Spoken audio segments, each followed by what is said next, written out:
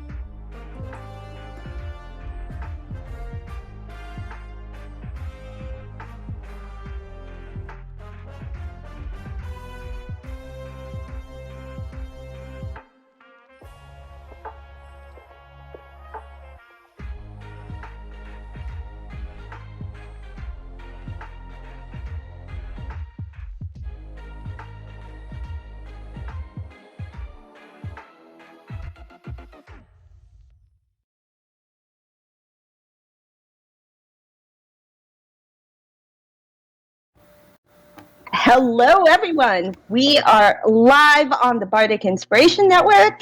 Hi, I'm Anne. This is my channel. We're playing a little D&D 5e with one of our Exandria campaigns, Swords of Byroden. I will be playing the Tiefling Divine Soul Sorcerer, Hope, this evening. We're going to go through a round of introductions, and I'm going to pass it over to Kai. Hi, I apologize for all mic crackling. We're trying to fix it. We're getting there. I'm Kai. I use he, they pronouns, and I'm playing PJ, the half-elf Artificer rogue, who also uses he, they. Craig, take it away. Hi, I'm Craig. He, him.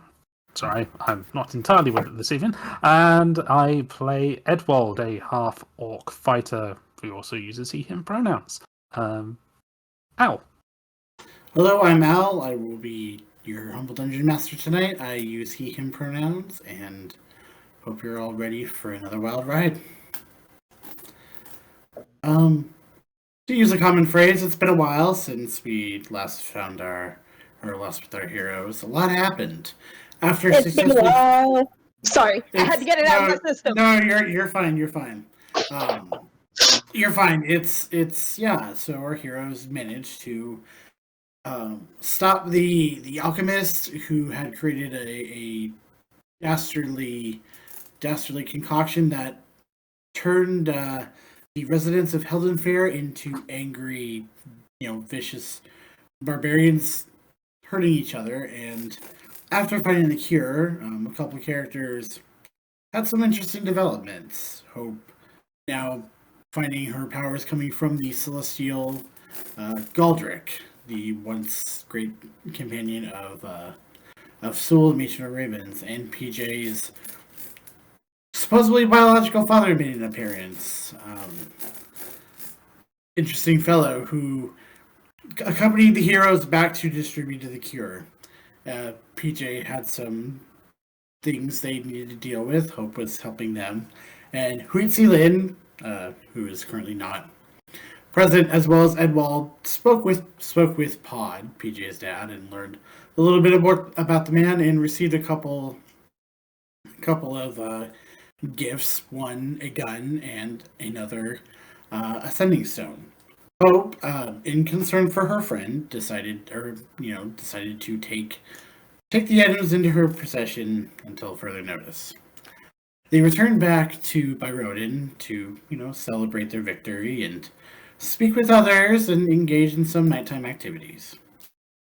But along the way, they had encountered a group of folks who were with the powerful peoples having a discussion and a class, if you will. One of these, the teacher was someone Huitzilin was looking for, and after a promise to meet up back in Byroden, they left. And fast forward to the next morning when the heroes look outside and see a grisly sight. 5 bodies hanging from one of the trees, all made to look like each other, all made to look like our heroes, and Zundak, the hobgoblin prince, who is accompanying our companions, and PJ, who had taken the stone and had exchanged words with Patrick, found himself exchanging words with Patrick once again. But this time the voice was someone that they had previously met in person. But as the town gathered to gawk at the sight of the bodies in the trees, a group of folks are trying to bring down the bodies, and Kai's not at their seat.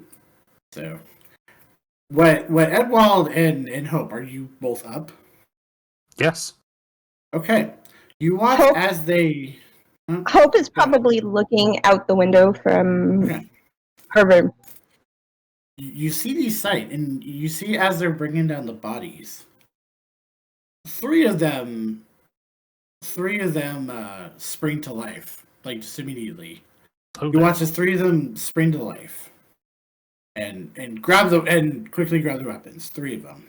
So what I'm going to do is I'm going to have everybody roll initiative because you are still in your rooms. And I'll make the caveat that I'm not going to make you spend an action to get your gear on, but initiative to see what you guys are going to do. So just 1 second. Let me roll. Ooh, oh no. Put that away. I'm going to need dice in a second. Shouldn't be putting away the dice. Okay.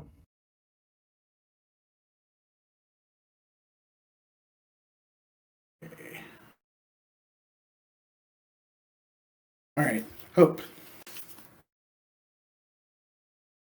What did you roll? I rolled a 4. Okay. EJ, what's your initiative? 8. Oh boy.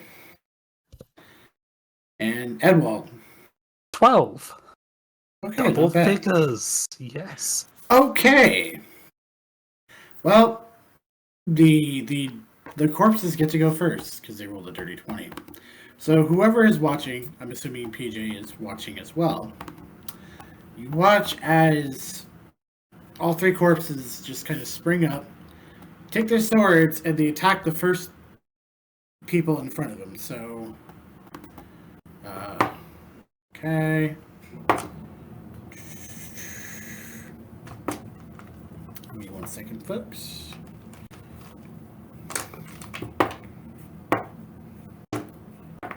Oh, okay.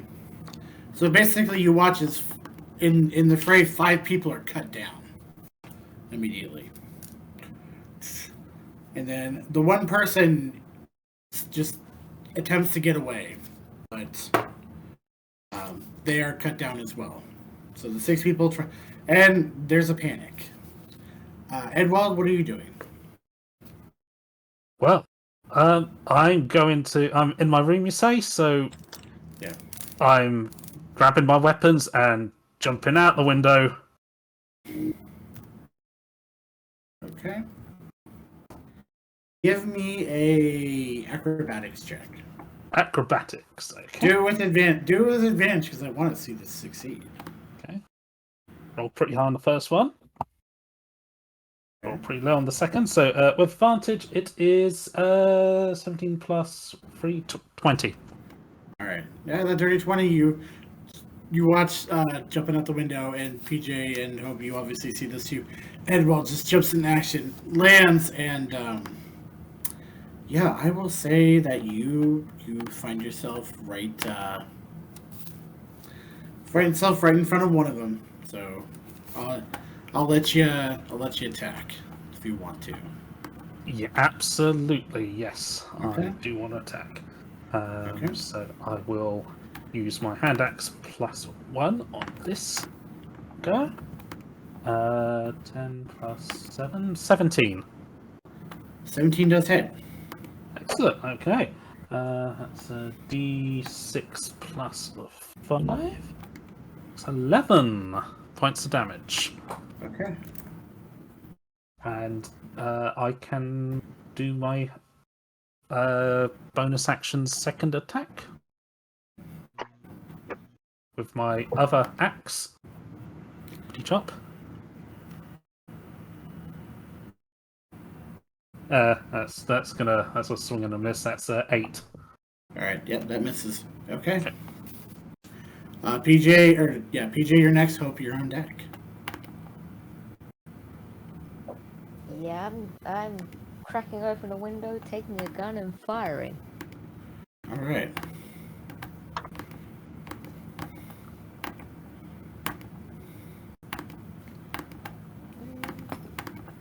Natural 20. Oh, nice.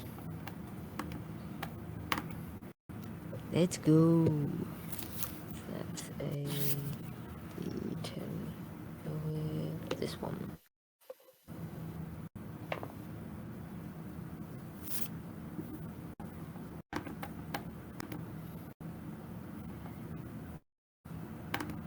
Nine points of damage. Okay. And are you hitting the same one that Edwald is attacking, or are you hitting one of the other 2? Same one, Edwald. Okay. Same one as Edwald. All right. You watch your shot, and it connects, and you think it does. You think, okay, I could like nice hit with the target, but you notice that bullet doesn't seem quite as effective as you think it normally would be.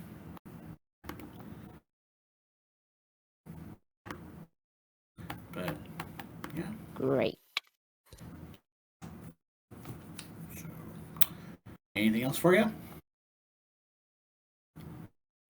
I think the minute I see that, PJ goes, shit.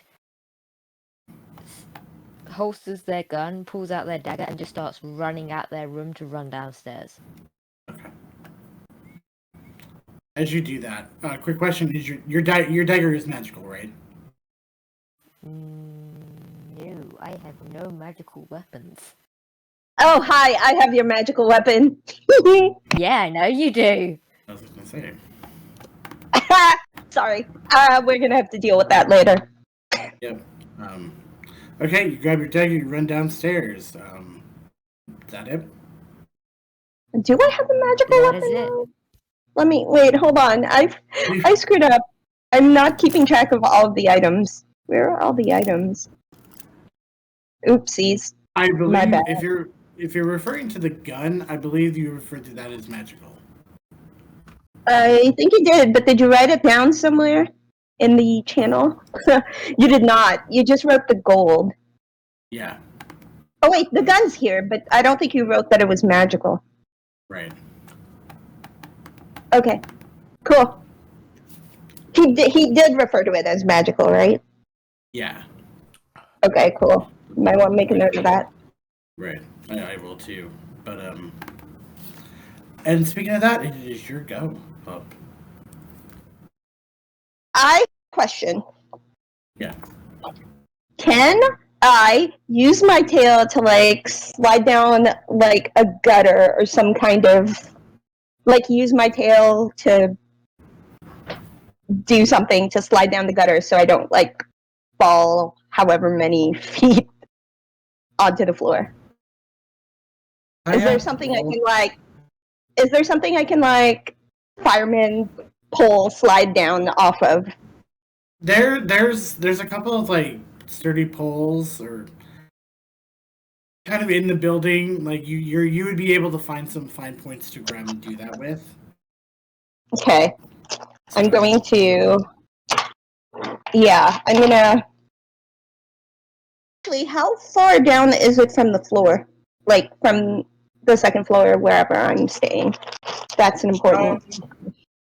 It's like 10 feet. Is it?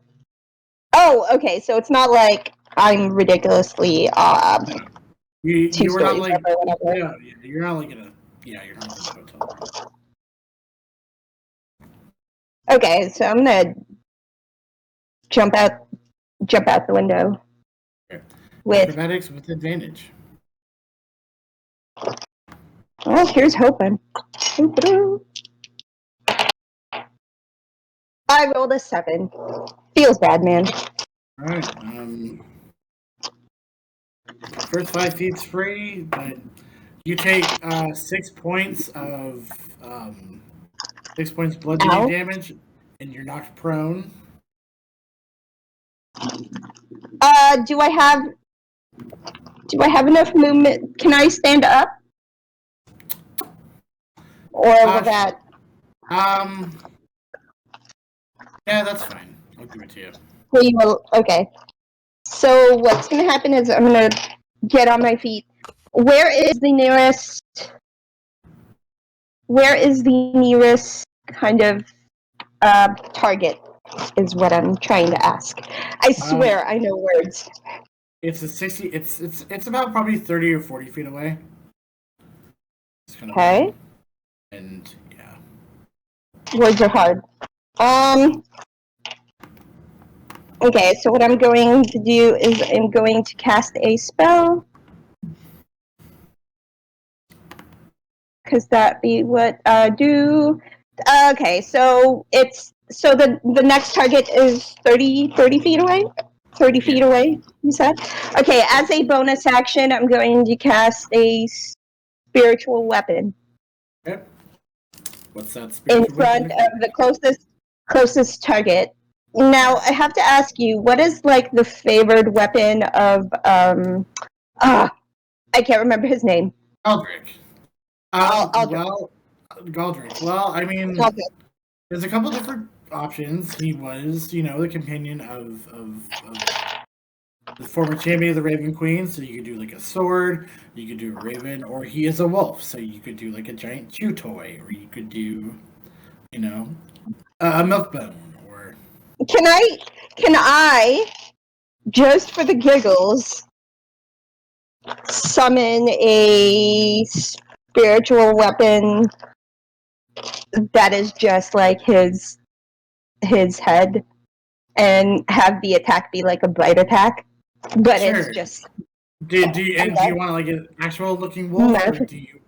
Okay, yeah, that's fine. I wanna try to manifest like Galdric in spiritual weapon form. Okay, so yeah, you manifest. And I can do an attack, I think it is, when I cast it.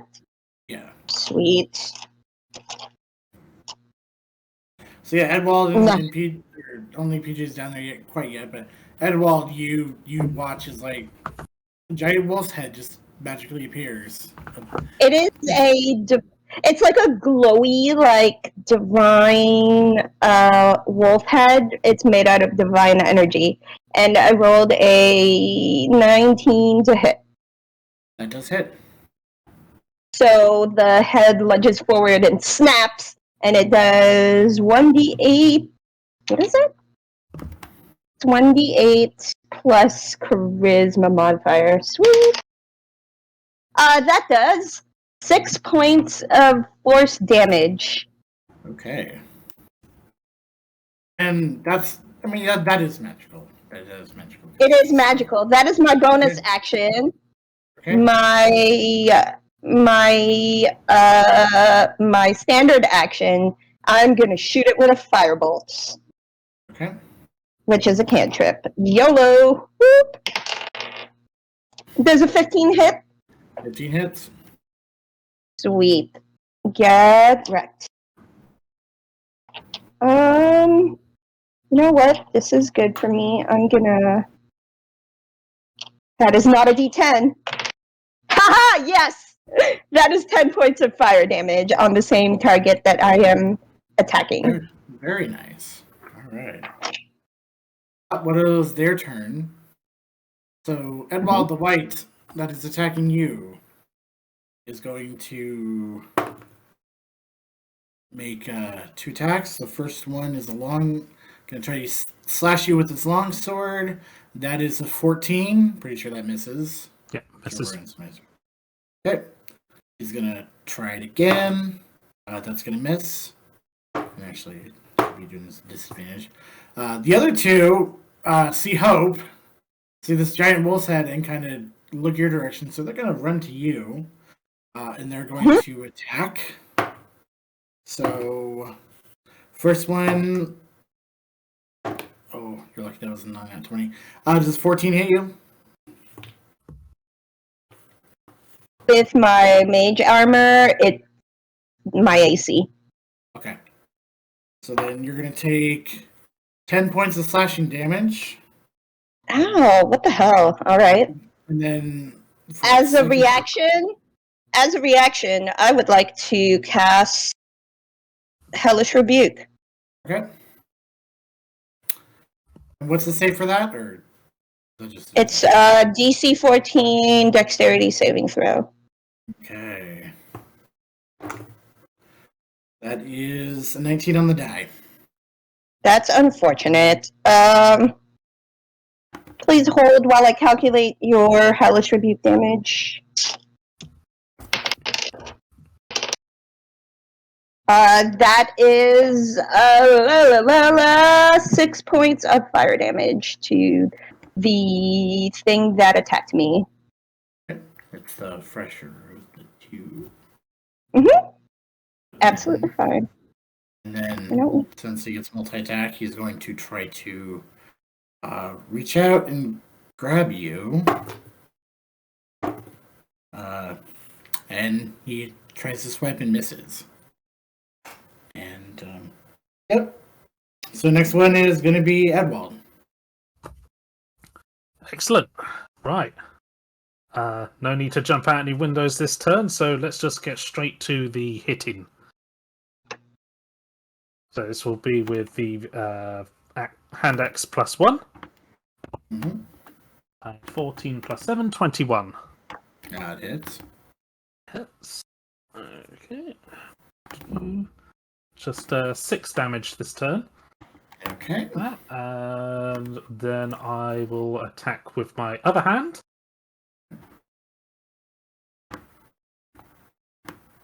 It is 16 + 6, 22. Oh, that hits. Hits. That is 4 + 4, 8 damage. Okay. With that second attack, Oh, go ahead. Yeah. with that second attack, you notice because it's not quite as effective as that first attack. Okay. You know what? Let's use Action Surge. Surge, my favorite. And go in for another attack with my +1. That's a 19, which is a critical because I've got improved critical or something somewhere looking around. Champion Fighter's ability, level 3. Yes. Champion? Yeah. Champion? And also because I think I'm a half orc, I've got savage attacks. When I score a critical, I roll one of the weapons dice one additional time. More damage. So how we're doing critical? How we're doing criticals in this again? Max is it damage.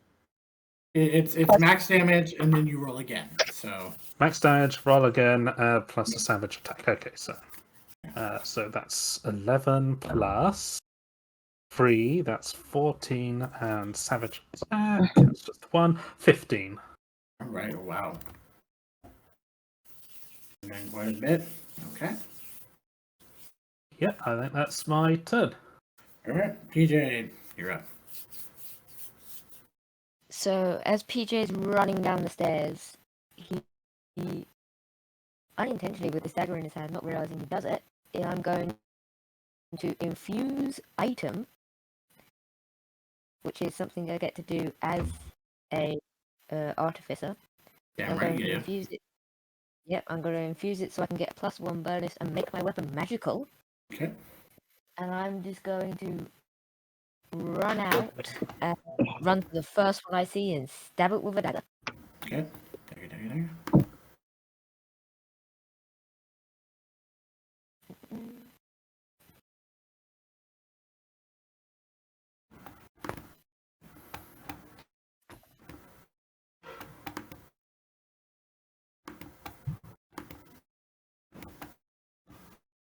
18 to hit.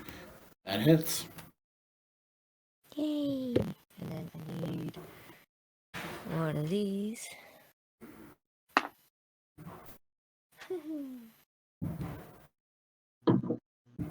Five points of damage. All right, that is enough to take it out. It just crumbles the moment you stab it. It just like pauses, looks at you, and then falls to the ground. Nice. I just turn and look at the next one. All right, the next two are engaged with Hope. I have a question. Did we get a long rest, by the way? Yeah. Okay, I totally forgot to do my long rest. Just give me a sec to adjust.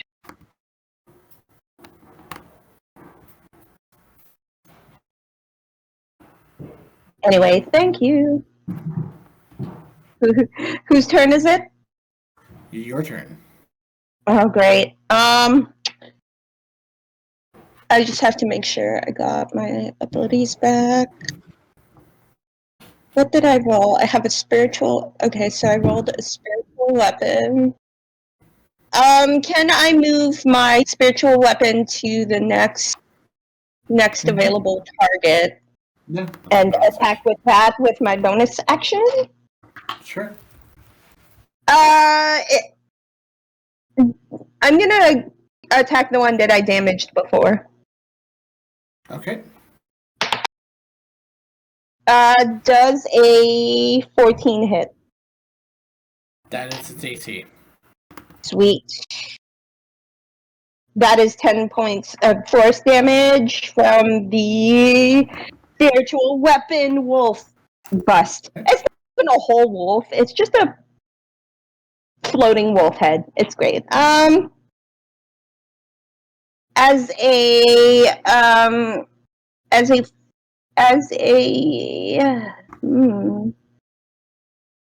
a standard action, I am going to cast a Cure Wounds at myself at first level. Yoink.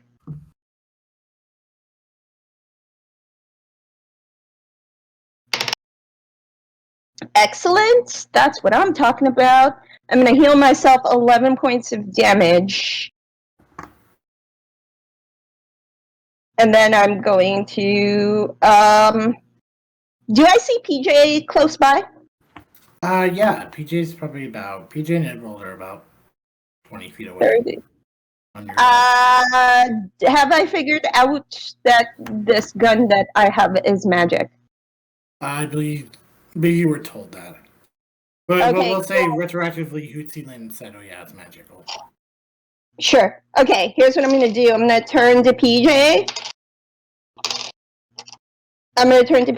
And I'm going to yell, "Hey!"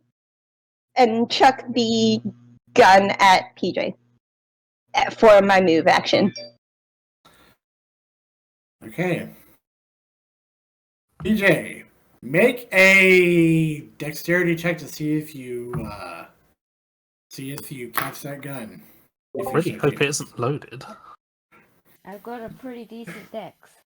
Okay. Listen, that's not my problem. I am not the gun person. That's why I'm throwing the gun. Mm-hmm. 16. Yeah, you almost fumble it, but you catch it. And you've been around firearms, it is loaded. Nice. And for the sake of, I'm not gonna make you guys waste an identify spell. We'll say H left +1. It is a +1 pistol. Cool. +1 pistol, gold beautiful, has the initials LZ engraved on it. Alright. Back to our undead, who are still engaged with Hope, and curious as to why she threw that gun, but they're not concerned. Alright. Cocked. Okay, that's gonna miss. Ooh. See, you said your AC is 14? Mm-hmm. Oh. Okay, that misses, and then the second one, these guys are just trying to... They're undead, it's fine. They're undead, and you notice that they're looking into the sunlight, and they hadn't taken that into account. But all right, I mean, being an undead is hard, especially during the day. And so now it is Edwald's turn. Excellent. Have I killed the one in front of me? Yes, it is. Well, technically, PJ killed the one in front. All right, let's go help Hope. So I'll go there and with my NX +1, roll a natural 1. Oof. Poo. Okay. You okay over there, buddy? Do me a favor, roll that again. Yep. Because we're gonna play with some. That's a 9 on the dice. Okay. No, you're fine. Okay. So first attack miss. Swing and a miss. I'll use regular hand axe this time. Natural 1 again. Roll it again. Throw that dice away. 6. Oh, I've just used a natural 1 on 2 separate dice. Yeah, you make that kind of flurry of swings. You miss both times. You almost drop your magical hand axe, but after that second swing, you nick yourself 2 points of slashing damage. Got him too enthusiastic with the slashing there. Yeah. Alright, next up, PJ. Oh, sorry. Was that everything, Edwald? Might as well be. Okay. Yes, PJ, it is your turn. So I have a new gun. You have a new gun. I think what I'm actually going to do, if I can, is use my bonus action to hide. Okay. So I will roll a stealth check. Then it rolls in the thing. Oh, that is a 24 on stealth. Yeah. You believe you are And then- stealthy. Nice. And then with my new pistol, I'm going to fire. Mm-hmm. That's a 16 to hit. That hits. Do I have sneak attack because I've hidden? Yes, you do. They did not lie enough. That is 14 points of damage. All right. It is. Yeah, you fire and you watch this arrow sing true, and it's like as you fire, you almost feel a presence with you as you do, a warm, loving, nurturing presence as you pull the trigger, and this bullet just flies out, hits, and it goes right through the undead, but it's wobbling, it's barely standing. So hope it is your turn, or anything else for you? Bonus action. Nope, that's it. All right, hope it is your turn.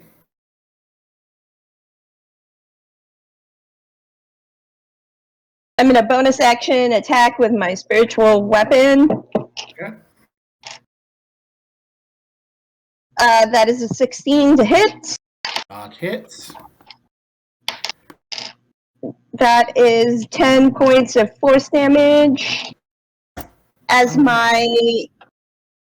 Well, how does it look? I'm going to continue hitting it if it's still up. No, you said it was in the shape of a bite attack, or is it like a head? Yeah, it. Actually, you know what? A headbutt's pretty funny. It could be both. This time it's a headbutt. Yeah, you watch as the Galdric bust headbutts the creature, and it just crumbles like a big pile of bones, and that bust is like now happy. It's a smiling.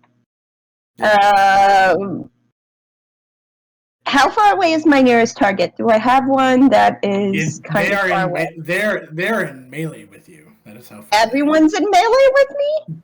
Just the one remaining undead. Oh, it's one remaining undead. All right, let's boogie. Hold on, let me check something real quick. Features and traits.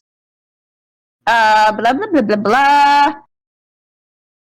Oh, it's okay.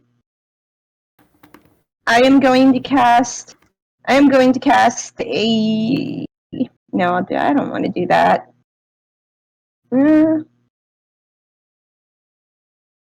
Okay, so if it's melee, it's in melee with me. I am going to...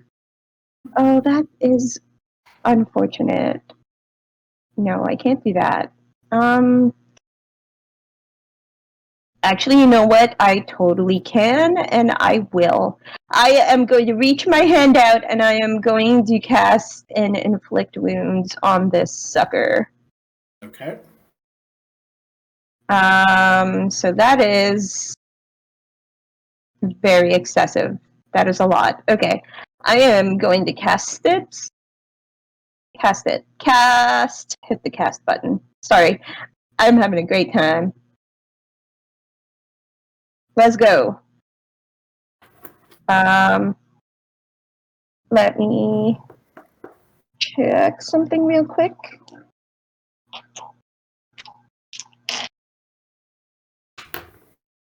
Okay, does a 14 hit? 14 is its AC? That is 13 points of inflict wounds damage. What is that? It's necrotic? I believe it's necrotic. Yeah, it's necrotic. That's what's up. Yeah, your inflict wounds, your something that's been pretty reliable in the past. You watch as you touch it, and it doesn't seem to be that affected by it. It's almost like Fine, not that. fine. I know my backups here. Though And they're around, right? yeah, you They're see fine. them. And it's the top of the round, so it's going to try to grab you in kind. It's caught. Now it's going to miss, and so it's going to try to hit you with its longsword. And that's going to miss as well. Edwald, you're up. Okay, right. So let's see. I'm having a transformer roll for me after the disaster of the last turn. So much better. That's 13 plus 7, 20. That hits. Excellent. Good. So 1 plus, so 6 damage. Yep. That. And yes, I'll hit him with the regular axe. So that's 13. 13 misses. Just misses. Alright. Alright. Sorry, folks, drop my pen. Anything else for you? No. Alright, PJ, you're up.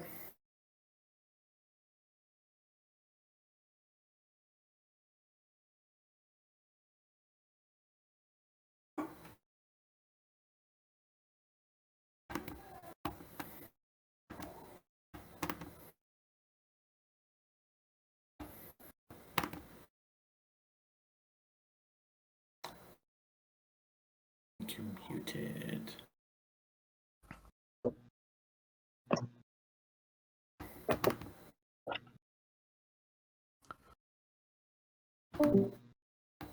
Alright.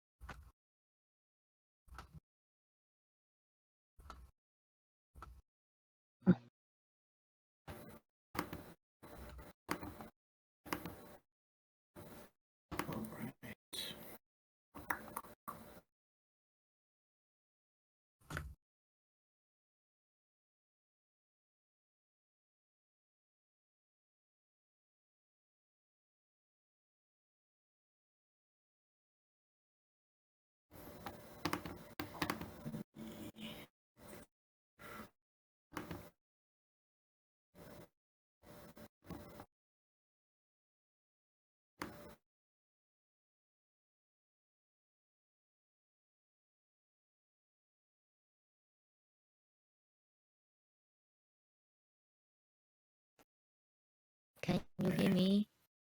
Yeah, just heard you. Awesome. I had to replug my mic in for some reason. Yeah, so I rolled a 25 to hide. Yeah, okay, you're hidden. Yeah, and then that is a 23 to hit. That hits. And you get sneaky attack. That is... Oh, wait, I rolled the wrong die. That would help if I rolled the right die there. That makes a difference.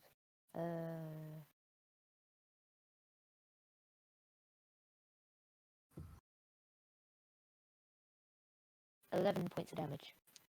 Okay. Alright, it's bloodied. Anything else for you? No, that's all I can do. Alright, Hope, it's your turn. Guy, Same guy. I'm gonna bonk him with my spiritual weapon. Okay. That's 19 to headbutt with my spiritual wolf weapon. That hits. That is 10 points of force damage in the form of a spiritual headbutt. And Creature stumbles as it's getting hit, so you've got your action.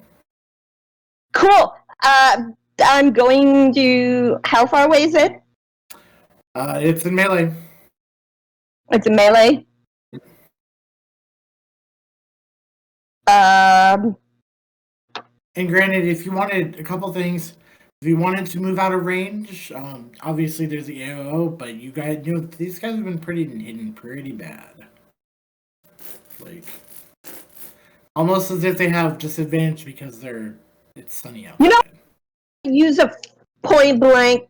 I'm gonna do it because it sounds really, really, really wild. But I am gonna attempt to. Ooh, actually, wait. I have an option. Why didn't I think of this option? Oh, that's right, because I'm a caster. I'm gonna pull a dagger out of my boot. I'm just gonna attempt to stab it. Okay. Damn it! Don't fall off the table. That is a 13 to hit. Feels 13 bad. misses. 13 misses. That's unfortunate. Okay. Yes. All right. It is. Cool. As it's the next round, 14 is your AC. Yeah. Let me know what you roll for it when it hits before we resolve the thing, because I have reactions. No, that's fine. The first was a 14. I'm gonna use my reaction to cast shield. Okay, so that misses. And then the second one was I actually tried to grab you again. It's a dirty 20. No! My AC's a 19! This is garbage. Okay, that's fine. Well, No! also, shield only works, yeah. No! Shield, hold on. Shield is a reaction, and it stays until your next turn. It says, until your next turn, you have +5 to AC. Okay, that's right. But that's okay, because it does, it grabs you 3 points of necrotic damage, and I need a Constitution saving throw. Are you serious? This blows. Wait, serious. Hold on. 3 points of damage? Yes. That is somehow less bad than I thought, but it's okay. It's necrotic damage. Yes. Oh man, I rolled a natural 20, so that is a 24 for a Constitution save. All right, you're fine. Edwald, you're up. See if we can bring us home. Okay, right. Hand axe +1. 7 + 7, 14. That just hits. Hooray. For 7 damage. All right. You make the swing, you connect, and it crumbles. So it is dead. So you're out of initiative. And as you do, there's the corpses. There are the bodies of the folks who were killed by these undead. And you see the Warringer and Zundak approach. The Warringer is visibly upset and asks, what the hell's going on here? Idea. So when Hope was attacked, she was like cut up, right? Like, what do her injuries look like? It's just zombies going nom nom nom. Well, one was a long sword slash. Oh, it was a long sword. It's just like, yeah. So she's holding her arm all dramatically and says, "I don't know. I have no idea what happened. I just woke up." Ow. Are you trying to make a performance check, or are you trying to deceive him? I'm not trying to deceive him. She's okay. Kind of hurt. She's like, she literally doesn't know why. The Warrior looks at you, and he turns to Edwald, and it's like, "What's up? What happened here?" Someone had hung these bodies on the tree over there, kind of dressing up to look like us, and then when they were being taken down, the bodies started attacking, so we attacked back. That's terrible. More powerful people did it. You sure it was them? PJ will take the sending stuff that Patrick's been taunting with and just hold it up and go, he's told us to meet him in Singorn. Oh, Singorn. Yeah. Well, if you gotta do what you gotta do. Guess that's, good luck. We're gonna bury the dead, and Yeah. they leave and Zindok, and then Zindok approaches. He's like, Singorn. So that's where this bastard's hiding. Yeah. According to him, yeah. Or he could be putting a trap or something there for us. It's possible. I mean, I can tell you what he said to me. I remember it. He said, "You think you're so smart? Come to Singorn. I'll meet you there." So he's at least... I certainly don't think I'm that smart. Yeah. Hmm. He's or he's going to be. Well, I mean, and Zindok just kind of looks at you and he's like, so do you plan on going? I mean, it could be a trap, but it seems pretty foolish of him to invite you. And then, but I mean, I wouldn't exactly call him smart. He points and he motions to the undead, and he's like, "Those are whites." He's like, they fight in the they're terrible fighters in the sunlight. But Oh. Lucky us then, I guess. I'm sure you would have figured it out, big man. It's all good. But, Yeah. Well, I certainly would go to Singorn. He's laying down a challenge. And Hope looks at PJ, and then she says, I go wherever you go." Family's there. Might as well. Sure, and Zindok actually takes out a note. He says H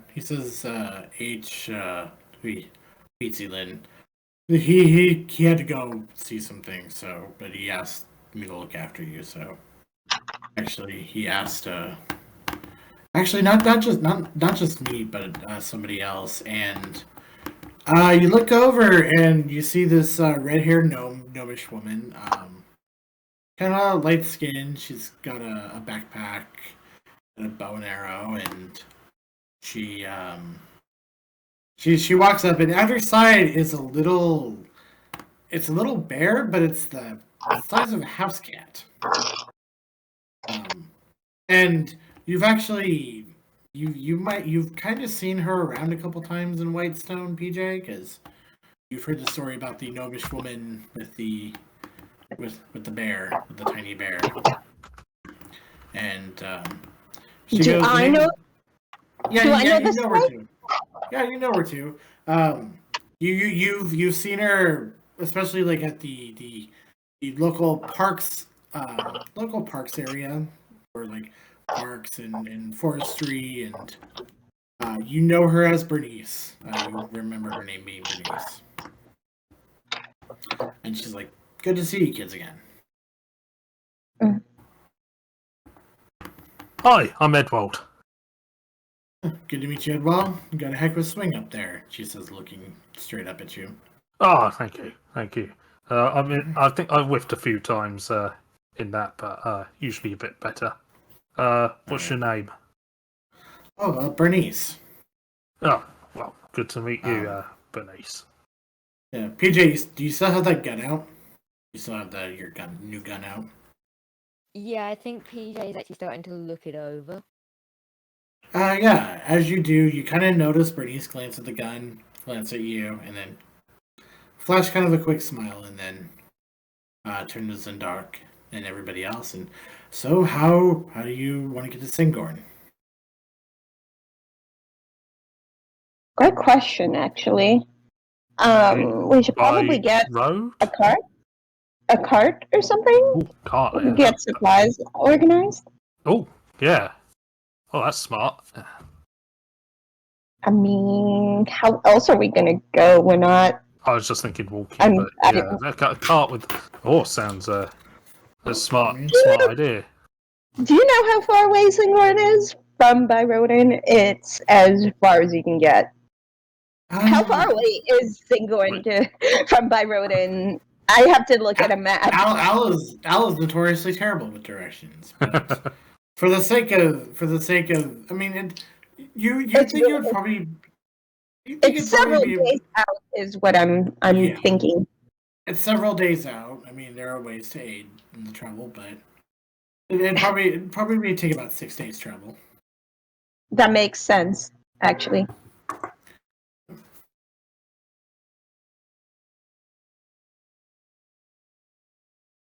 And some docs like I have a cart. I can use some of my belongings, and we can have a nice little not a caravan, but a nicely furnished cart.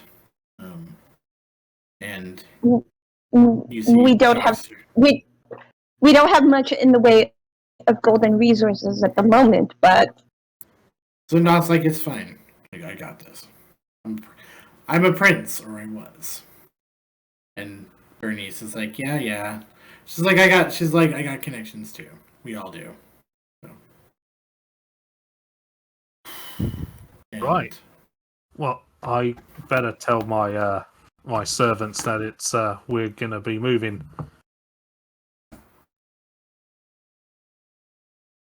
Okay. Yeah, the servants kind of they're kind of just after seeing Edwald, seeing you rush out of your room, they're all sitting down and enjoying breakfast. They figured, oh, so you've handled yourself quite well out there. Oh, thank you. Yeah. Been issued a little bit of a challenge, as it appears. We are going to be moving on to Singorn, which is a few days' travel from here, according to Hope. Well, best of luck on your travels, and something. This came for you, and she takes the servants kind of hand a bag. It is a bag actually with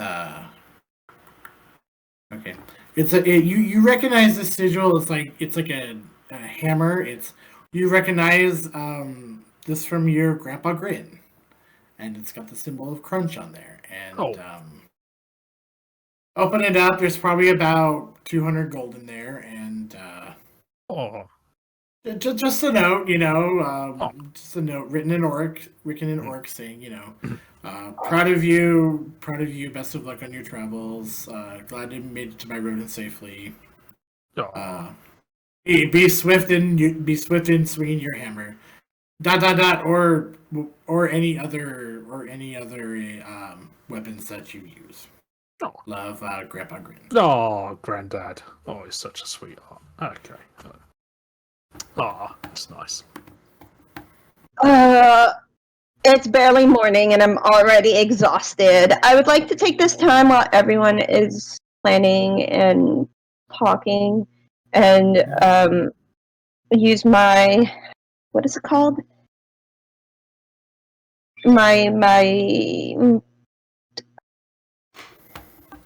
I'm going to use my flexible casting to convert two of my sorcery points into a level 1 spell slot. Okay. I'm just going to sit there and concentrate and focus and take a deep breath. Okay. And then I'm going to open my eyes and I'm going to go, I can't believe I've barely been out of bed and already I am exhausted by today. When are we heading out? PJ?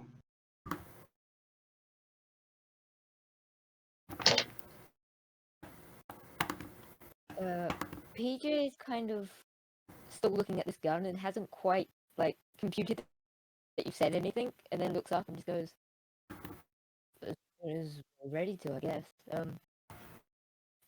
Where did you get this gun? I was told to pass it on to you.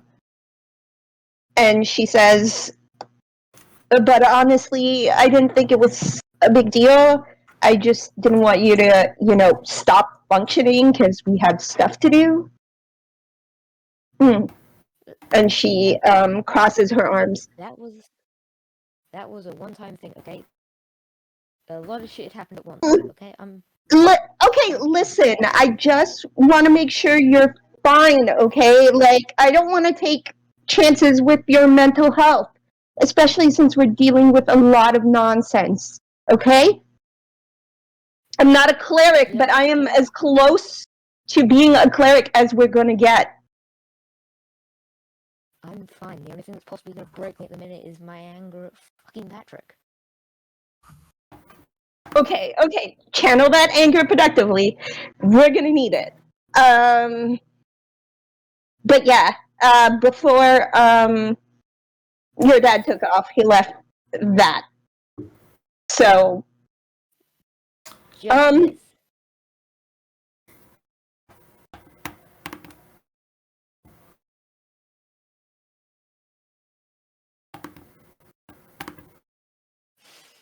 she pauses for a moment, and then she sighs and she pulls something else out of her backpack. It's another sending stone. It is similar to the one that they have, except for the engraving on it. And she just tosses that one at PJ as well. Engraving is. Oh, yeah. Go for it. Go ahead. Sorry. Oh, yeah, I was going to say, yeah, it's engraved. Obviously different than the one Patrick spoke to, but it is engraved. Very, very nicely elven runes, and now that PJ touches the elven runes, he also notices an M and a C, but the C is shaped like a moon crescent. Nice. And also, too, PJ, when you look at that gun, you've been looking at that gun over, and you are a student of Whitestone and the various firearms that your Uncle Percy has made, and that is that is an authentic gun of the Whitestone Rifle Corps, or Rifleman Corps. But so you see the Whitestone Rifle Corps, which your Uncle Percy did found. Yeah, I think Hope sees PJ first back at the stone and see that carving and looks like confused, and then moves the gun slightly without realizing it, and sees the Whitestone Rifle Corps sort of like sigil thing that's on it that standardized, like they're the guns made by this next to the initials, and just sort of goes, "Oh shit! Whoever last owned this was part of the corp." Yeah. In any case, you hang on to that. We'll figure out what that all means later. But Singorn, we're getting ready to go. I guess the sooner we can leave, the faster we'll get there. And then Hope gets kind of a far away, kind of distant look, like she's thinking. I would like to roll an insight check on PJ to see how he's doing. Okay. Cool.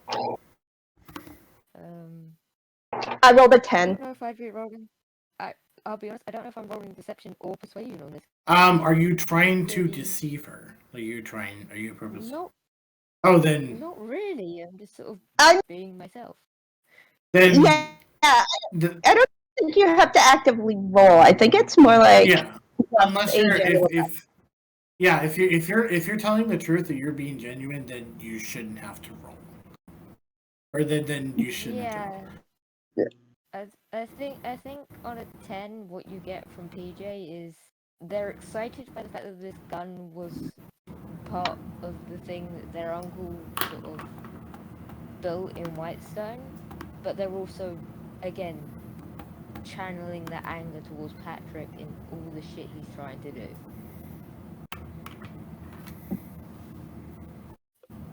Okay. Yeah, and then Hope just kind of nods in PJ's direction and goes to help, like, pack the cart, do whatever needs to be done before the And trip. sure, it's like a full-size wagon that you see that's brought out. It's for D&D aficionados out there, the equivalent of like a Vistani travel wagon. So like rooms, compartments, and there's a couple big, strong, horses, as Joxer and some of the other refugees from the exiles of Zindok have are outfitting it with food and everything else, and blankets, and Zindok is also he's inspecting the front seats in a way, and Bernie, you hear Bernice go shotgun, and she just settles herself out there. He helps her up there. Edwald, are you after you leave? You received your presents and the lovely note, and you just walk outside, and everyone's kind of getting ready. Okay, I'll make sure to give my servants some gold to make sure that they can continue paying their living expenses while they remain in Byroden. Oh, and actually, they're like, no. We also got goodie bags from your grandpa. Oh, right. God. He's been very generous. Grandpa's been very generous today. Okay. Well, back then when he sent the gold. So, all right. Okay. So, yes, Singorn might be a bit dangerous, so understand you staying here. That'll be fine. Hopefully we kill this Patrick fella, and then I'll send you a letter or something to let you know that we're fine and hopefully not dead. Very well, and they wave you off, and Yeah, make sure you keep up with your training. oh yeah, no, we've got it, and they actually go. You can tell that they're gathering, they're getting ready to go train and work out. All right, have a nice time. See you guys. Right. Okay. Weird leaving them behind. So yeah. So as you're getting ready and settling off on this journey, Zindok says, it's gonna take about 6 days. So, who wants to roll for the first day of encounter? Possibly or not. I'll do it. I want to. This is still the same day, right? Yeah. And I would like to do something. Let me double check if this is a thing I can do. I think I might have. Oh no, this is not what I thought it was. Never mind.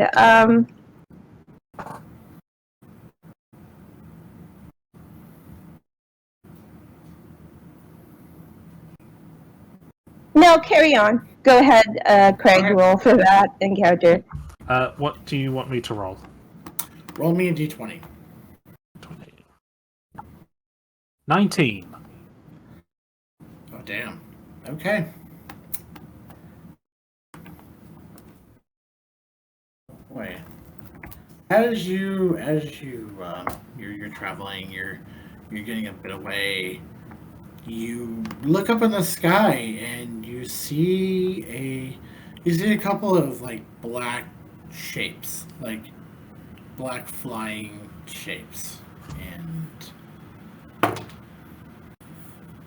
Zindok immediately stops. Oh, birds in And, the sky. He's like, make a perception check. Anyone can.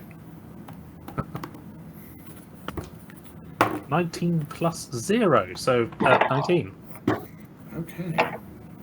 You're not going to roll like that in combat, are you? 16. No. Sorry, what was that guy? 16. Okay. 11. All right. 11. We'll say for PJ and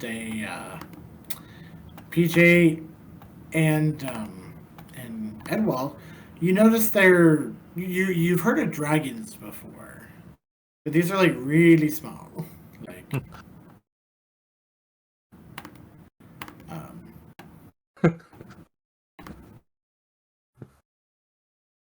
And they haven't seemed to have spotted you just yet. But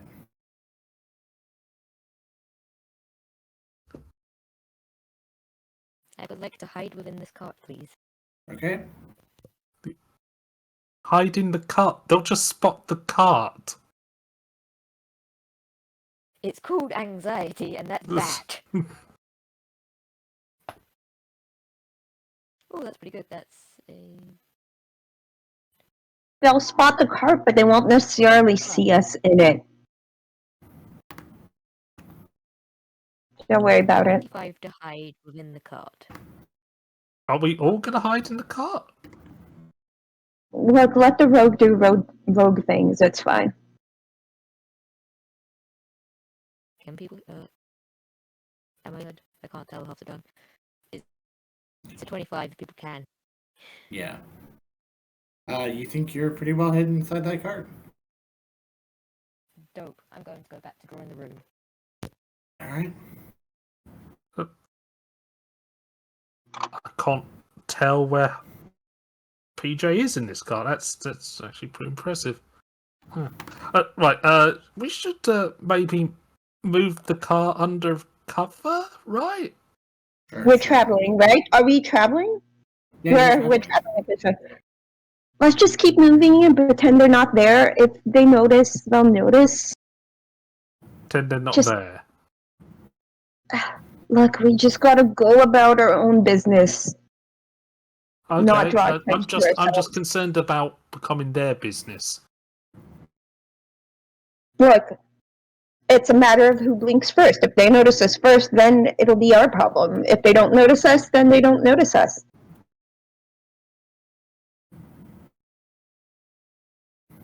Okay.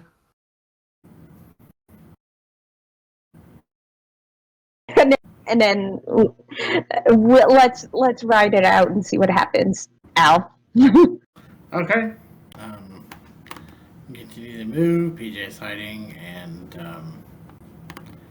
they just continue on their way. They're like, eh. Those of you who speak Draconic might have heard.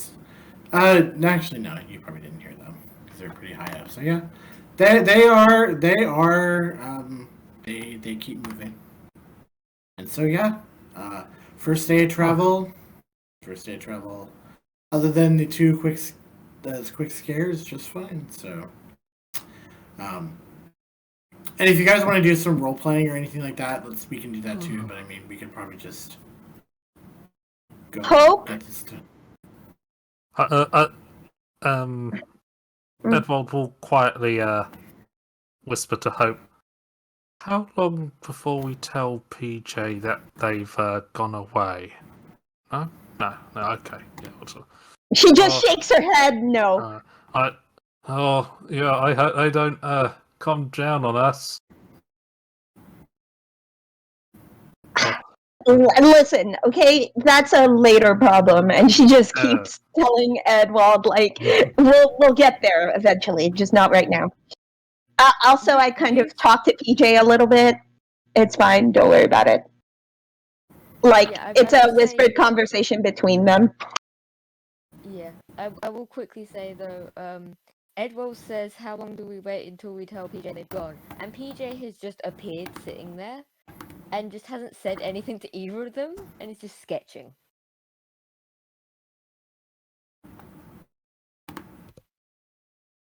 was gonna say we've already talked a little bit about that stuff. Don't worry about it. Just let me handle it. if someone's gonna be the deliverer of bad news or whatever, it should be me. Absolutely, yes. Mostly just because he may or may not kill me. It's a coin flip. It's a better. I stand a better chance. I hope PJ doesn't kill you.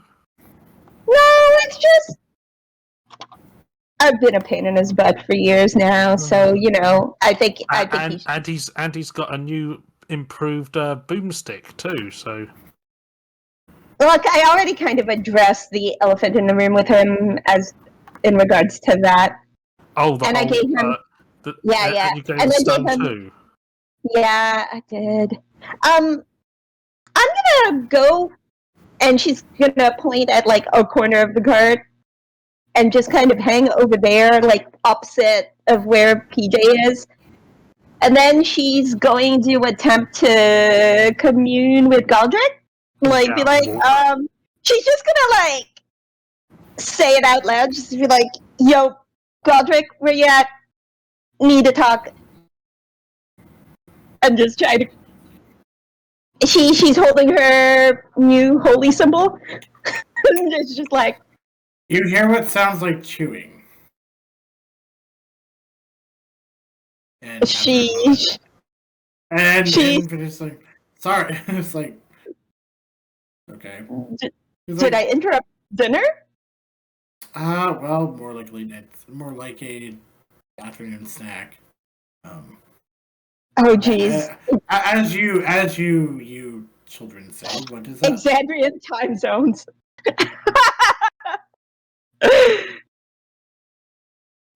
Isn't it evening though, Al, where we are in the southern? I would say it's evening, but he's also a wolf. He does not have concept of time and a celestial being. every time is snack time.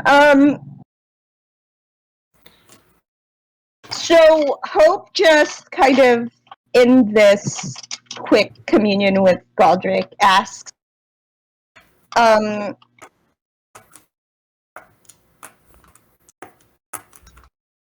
worried about the person who used to be your follower that's now in cahoots with Vesh?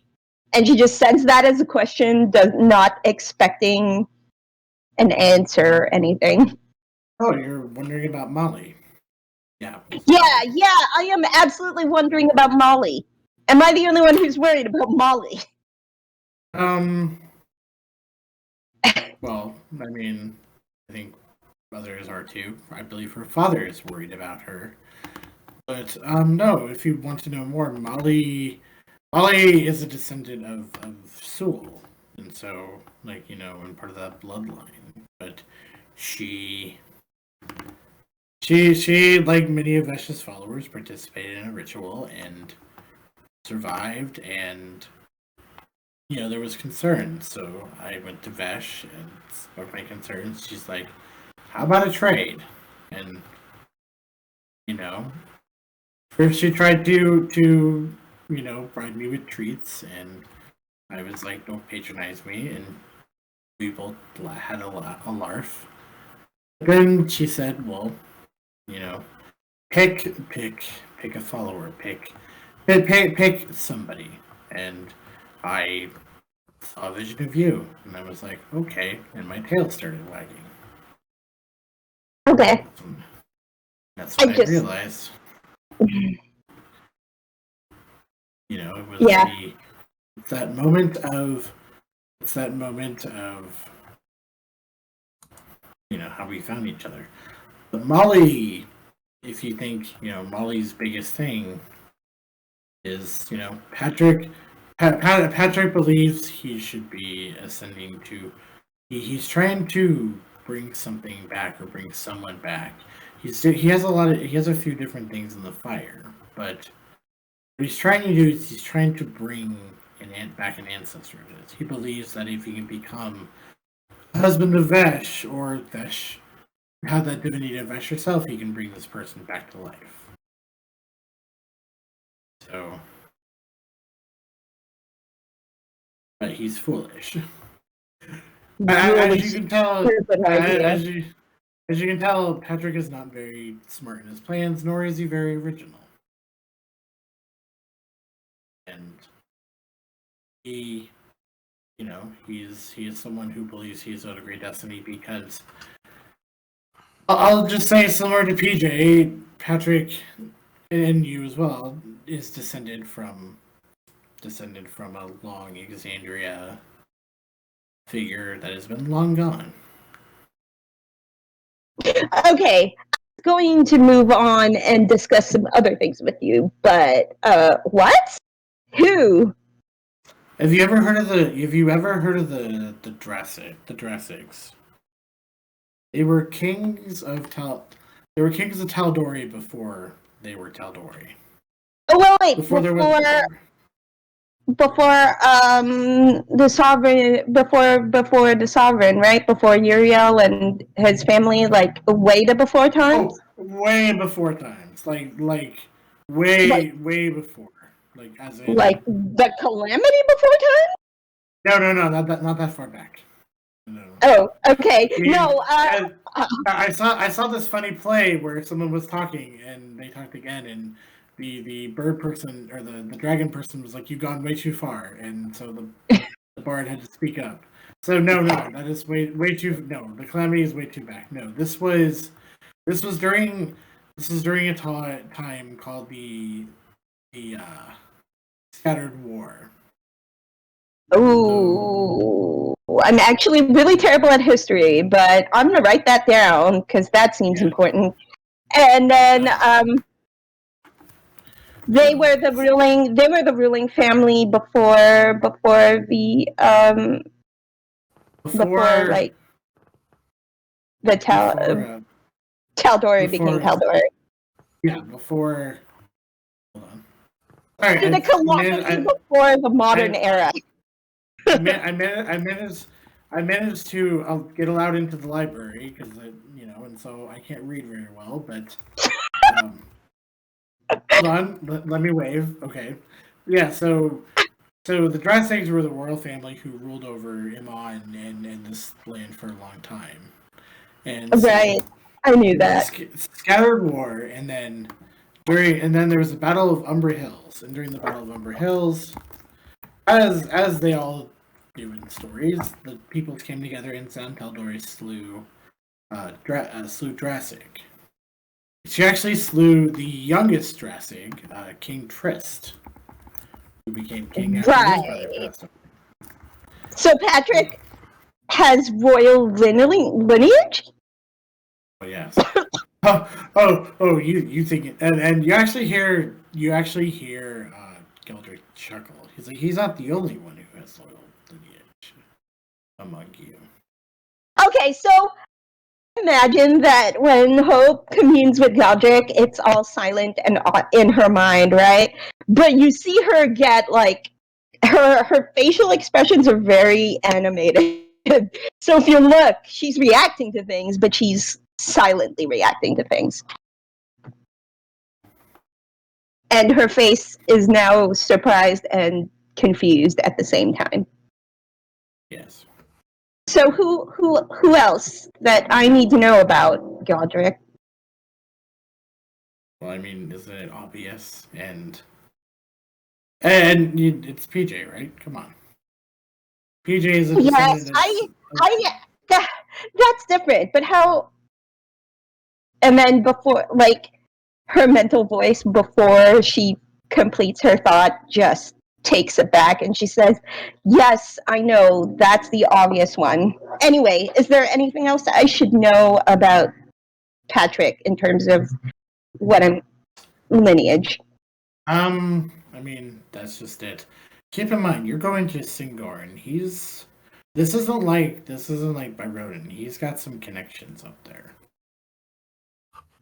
Yes, I understand. This is why I'm asking.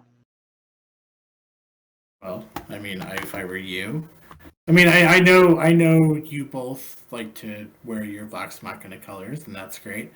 But if you're going to seek out Patrick and the powerful peoples, hold on, and you hear Hope like interrupts Galdrick.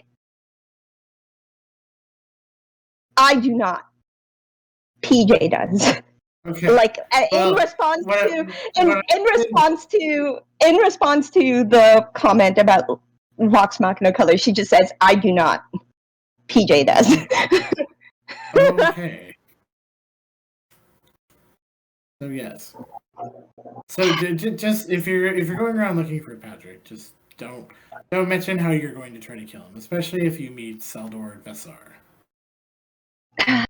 That's one of the Look, I'm also not the murdering type. That's PJ.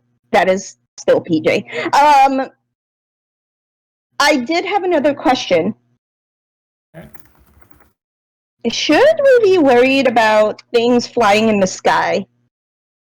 Edwald mentioned something about. What would Edwald have seen? Like, what would Edwald have mentioned? Are they dragons or something flying in the sky? They were dragons, and this is Al the DM saying that they were dragons as Edwald. But Edwald, yeah, so they would assume. And then, so she consults with Galdrick. It's like, should we be worried about dragons in the sky again? I mean, dragons fly, don't they? They do, but the last time there were dragons in the sky, bad stuff happened. I was kind of almost not born.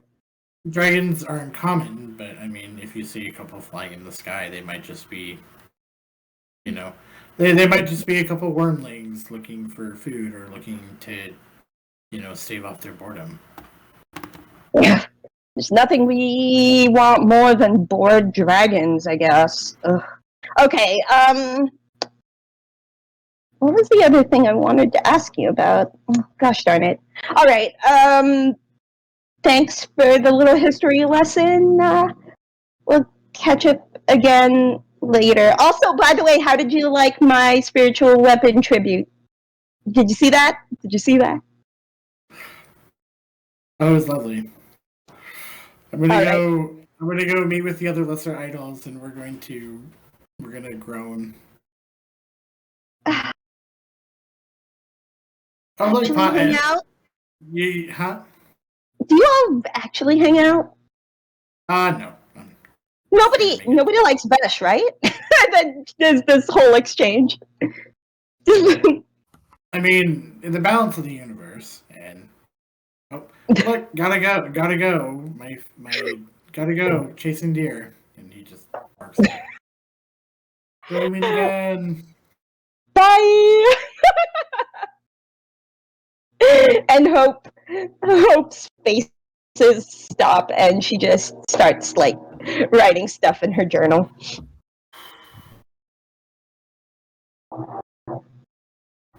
Okay.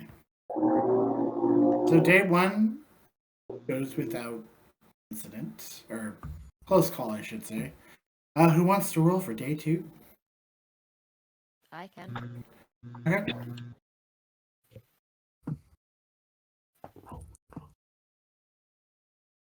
That's a 4. All right. Day 2 goes without incident. You continue.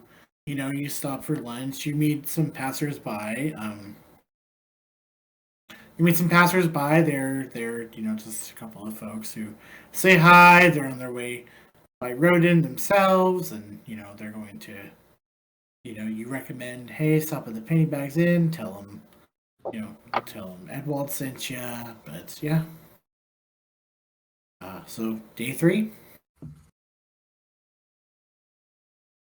Ooh, day 3. All right, let's rock and roll.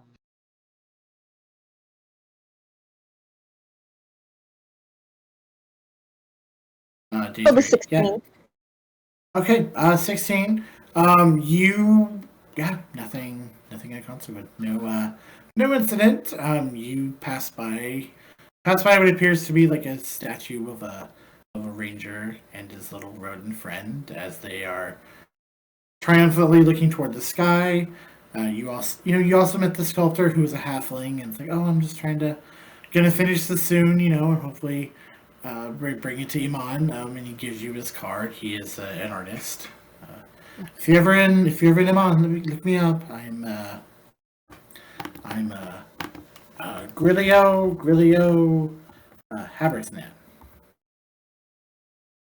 Can you put that name down in our... I'm doing that right now. Excellent. Right. While that's being written and everything, I just want to quickly show. I attempted to draw the ascending stone. Alright. That's a very terrible crescent moon. That's alright.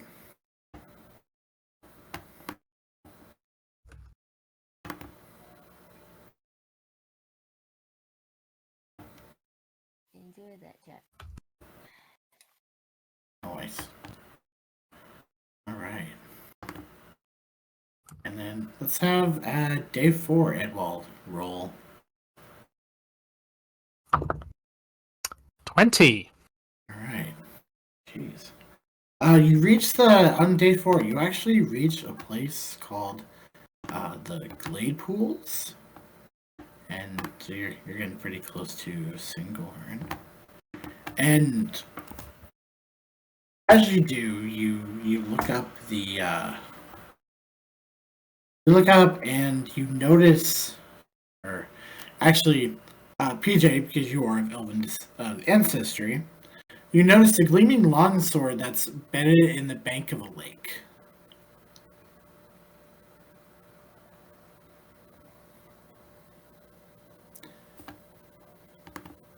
Does this longsword ring any form of history bell?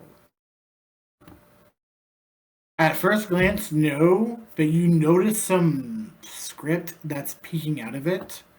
In Elvish, it is whosoever draws this blade. I'm gonna write it down real quick because it's whosoever draws this blade. It's written in Elvish. It's glowing, but that's what's peeking out right now. I think PJ will ask like the cart to be stopped and will get out and very carefully walk towards it just to try and see what else it says. Okay, let's see if I can copy and paste the rest of this. Nope. It reads whoever's drop. Actually, second letter, you pull it out, you draw it. Yeah, sure. Alright, yeah, you draw it. It reads whoever draws this blade bears the mantle of the true sign of Yanlara. Okay.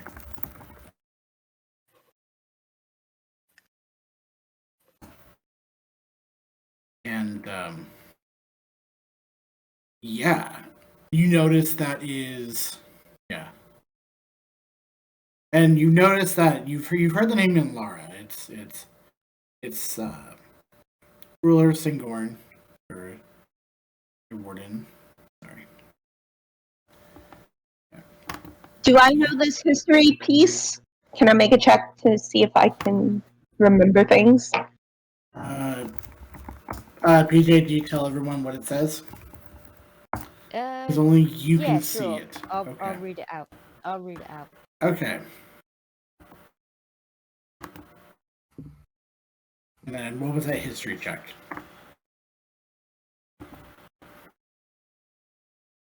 It's a 10. You discern. Let's see. Oh no, I think 10 is. It's you have basic information basically as if it came from a Wikipedia page. So during the calamity, the elves, the fallen court of Ulsara sought shelter in the Feywild, returning to the material plane. A generation later, under the guidance of Yanlara, they ventured westward toward the Byroden expanse, an untamed forest born from the surging post-calamity energies left untouched by the betrayer god's evil. Here they started building their home, Singorn. Ever since, the Highborn of Singorn has been allegedly of Yanlara's bloodline. And just to add intrigue, that allegedly is what sticks out to you.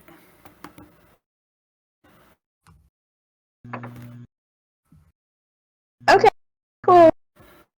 So yeah, but I'm just gonna follow PJ like an obnoxious little sister. Okay. I would like to. When I get my spells, I would like to cast Identify All right. on this blade.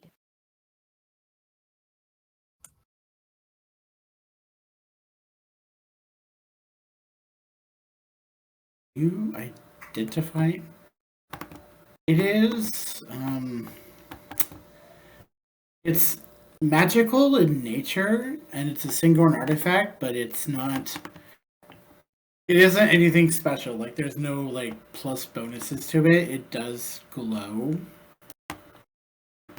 You would surmise that it's kind of like a display sword. You know how like some nobles have like swords on display. It's just a sign of their wealth or a sign of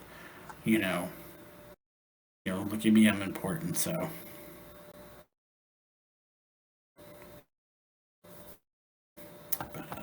What sort of size is this blade?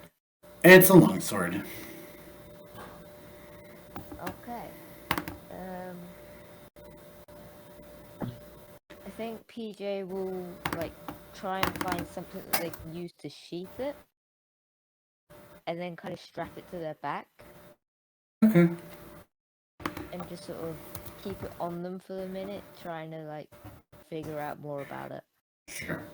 And Zundark, he has like a sheath. He says, "Use mine," and he gives it to you. So I have a question for the group as we're kind of role playing this. So as we are traveling, I guess, Hope kind of asks the group.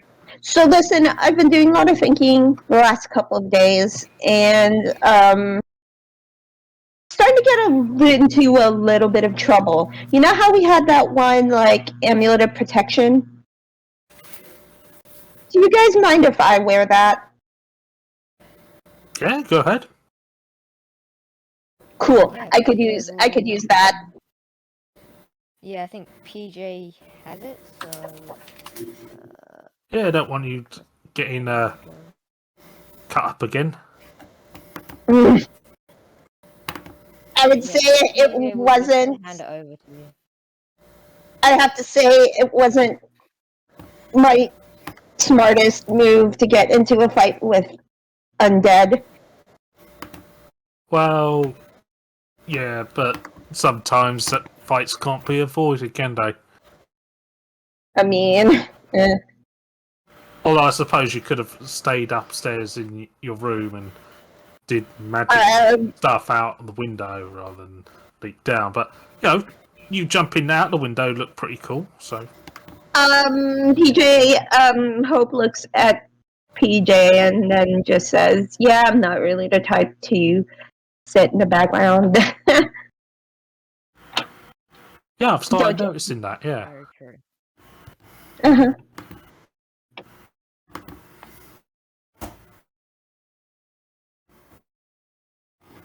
okay.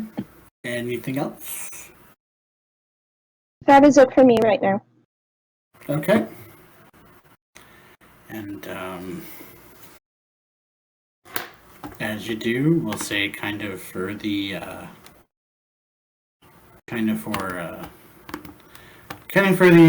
interests of time. Where is that chat button?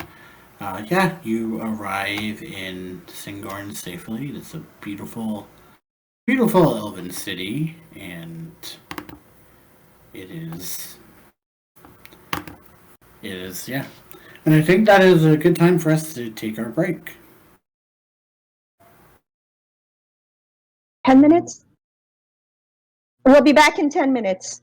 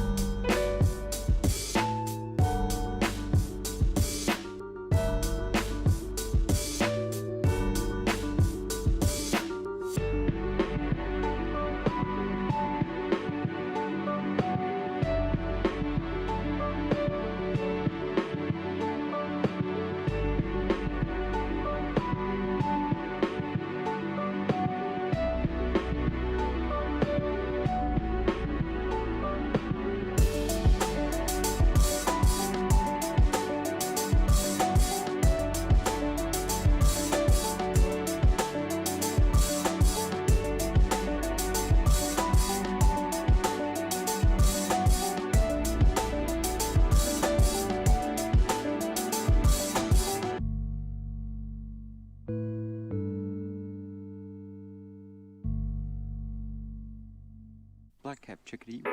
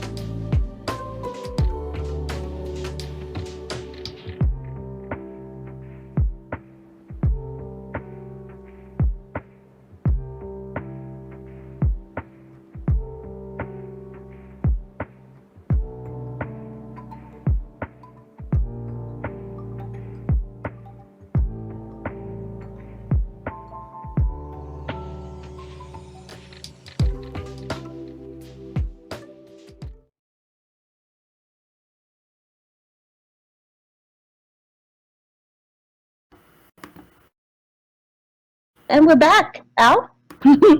We are back. You have reached the city of Singorn. And I think as we're pulling up on our ride, Hope is going to turn to PJ and say, I've been advised to, be chill about our visit.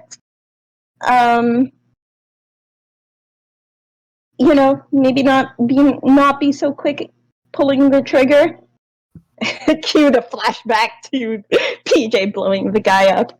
PJ will just kind of look at you and will just say in let me pull up my... Is it abyssal? Is it abyssal or secret or secret? I don't think he even learned Infernal? It Infernal. There we go. Sorry. Okay. PJ I'm like, just say, PJ will literally just like say to you in Infernal. So am I playing this like I'm just visiting family, or am I playing this like I'm just visiting in general?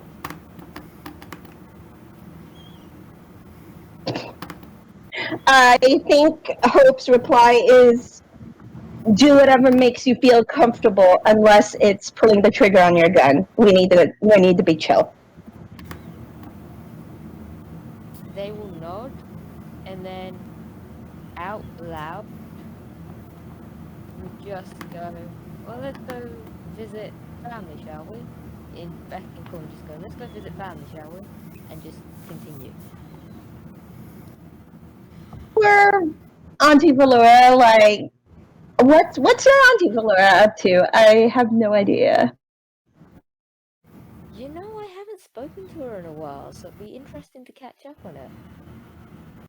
Well, I mean, like, I literally cannot think of a single member of your family that isn't somehow a big deal. Like, my goodness, must be real tough being you.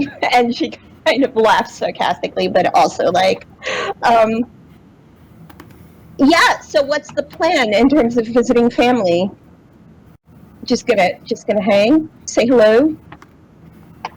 Yeah, let's just hang and say hello and go see Auntie Valora. Pure.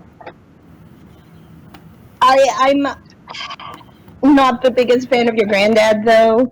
Seems like super intimidating. I don't think anybody's a big fan of him.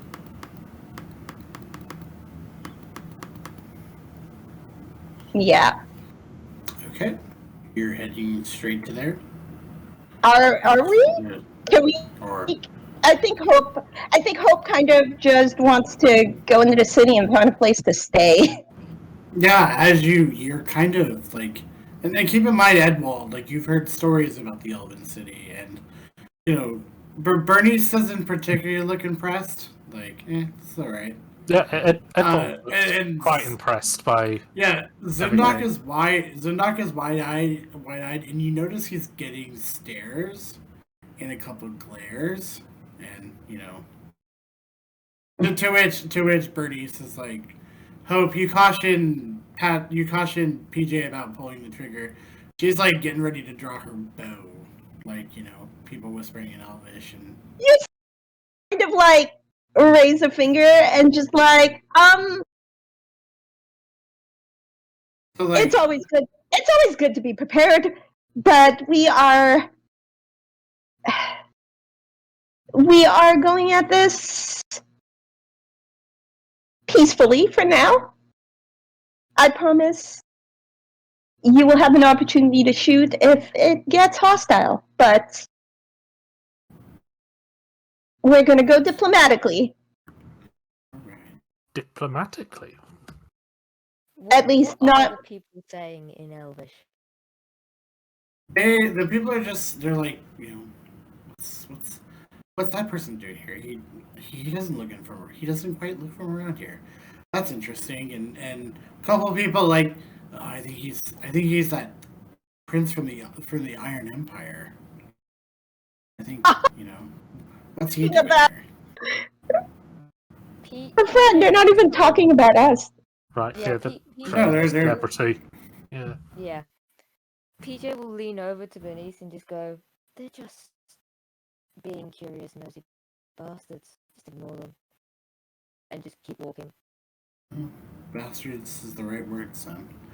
As you keep walking, PJ, roll a perception check. Oh boy, okay. Perception.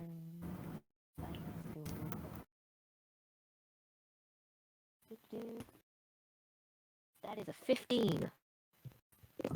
15. You notice that as you walk by one of the older buildings, you guys are currently kind of in the Tarn ward that you came in, and on one of the buildings you notice a familiar crest that is similar to the one that you have on the sending stone. It looks a bit faded. I think PJ will clock this, stop, and actually turn and physically look at it. Yeah, it is obviously it is the crest that is on the sending stone, the M with the crescent, the C in the shape of a crescent moon. It's a bit faded, but you also notice it pointing an arrow. And there's an arrow that it points to. Like it's pointing in the direction kind of where you're at. It's pointing east. I think PJ will quickly sketch it and then turn and start walking east, keeping an eye out for any more of these symbols. Yeah, as you do, you continue to pass through more buildings in the Tarn Ward. Probably about every 7 or 8 do. Hope casts message, whispers under her breath. What are you looking at, PJ? And cast PJ the message spell.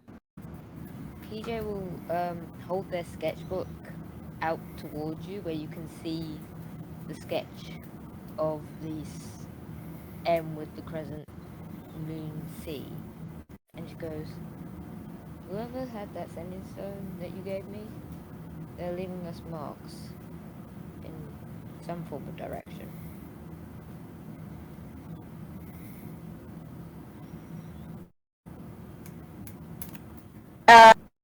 She sends another message back that just says, "Your dad left the stone and the gun." Then my dad is leading us to something. So Hope just casually follows next to PJ at this point and just keeps moving forward. You do pass some public houses and some trading stalls in the Tarn Ward. And you could, and then, but eventually the marks lead you to a place. It leads you to a little section that's called the Fey Grove. The Fey Grove is it's a bit different. It is where are you? It leads you to, and as you do, you find yourself, the trees are thickened. It's glowing. You see a once splendid manor house. It's overgrown with plant life. There's mulberry trees sprouting at odd angles out of windows, through gables, and fairy lights.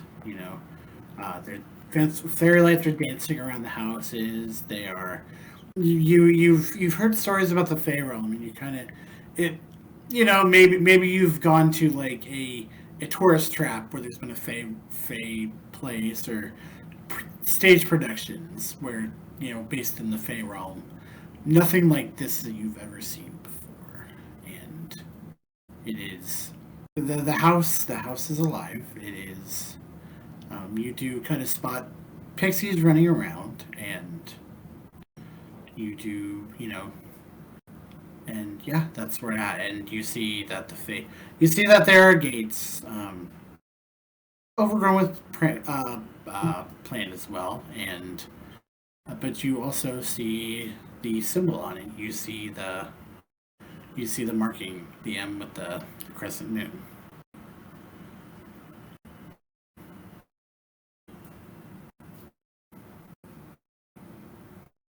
I think PJ looks at this manor house, and then sort of looks around at these pixies flying and everything, and sort of tries to see if he can almost catch one's attention. Yeah, one sees you. And it's actually a fairy. He's He's kind of in a tank top. He kind of looks like Charlie Cox. He's got his hands wrapped in. You saw him kind of sparring, but he's like punching in the air and stuff. He's doing like a couple of flying uppercuts, but he sees you and he flies over. And he kind of gives you a look over for a moment, and he's like, "Can I help you?" Yeah, sorry. And they will pull out the sending stone and the drawing and just go, my dad left me this and this gun, and will like slightly pull out the gun so the gun's visible. And I saw the symbols on the way here, so I thought I'd check it out. He smiles and your Pod's kid. Great. He's like, name's Sagat Windfollow. Pleasure to meet you. Pleasure to you. I'm PJ. Nice to meet you, PJ and PJ friends. And here, and he like opens the gate for you. He's like, guys, hey, we got guests. And you see the kind of pixies, fairies, and you see them come out, and they're like, it's not quite like a Disney moment where like everyone's gonna jump into song, but they're just like, oh wow, guess that's pretty interesting. Like they're kind of and not just with you guys too. They see Zundok and like, oh wow, it's been a while since we've seen one of our hobgoblin brethren here before, and he's like, so what are you doing by Byroden? Sorry, Sagat's like, sorry, I got hit in the head a couple times today during sparring. Rue's pretty good hitting, but what are you doing here? What are you doing here in Singorn? PJ sort of pauses for a minute and just goes,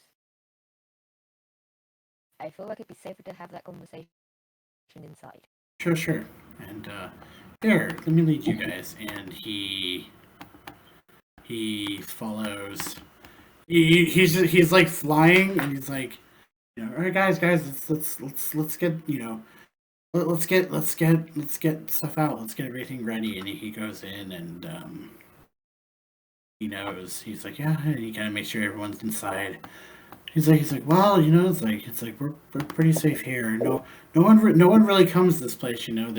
They're afraid of the influences of the Feywild and stuff. All that stuff. But here, and you see. There's a circle of like different chairs that are made from vines, and there's one for each of you. As you do, like a couple doors open, vine-made doors that open. You almost think you hear the house sigh a little bit, kind of like Hitchhiker's Guide to the Galaxy, but nothing threatening. And so, and Sagat's like, can I get you any tea? Any food? Any other recreational things? And he looks at. He's looking at Edwald too. Like, anything in particular?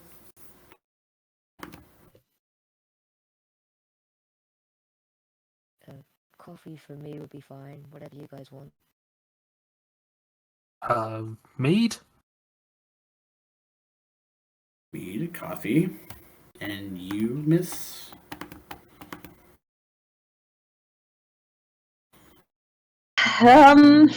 She just kind of sighs. What time of day is it? It is, I would say it's about late morning.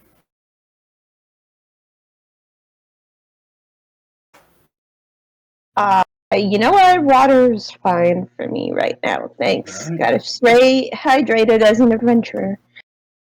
Hydrate's always good.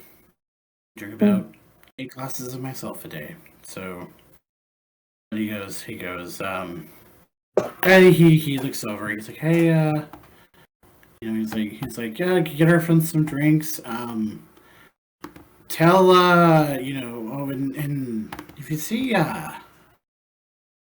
see Artigan, tell him this package is here. Tired of waiting on it. He kind of chuckles. He's like that is, but he's like, yeah, okay. So, but we're here. We are safe. So what are you doing in Singorn?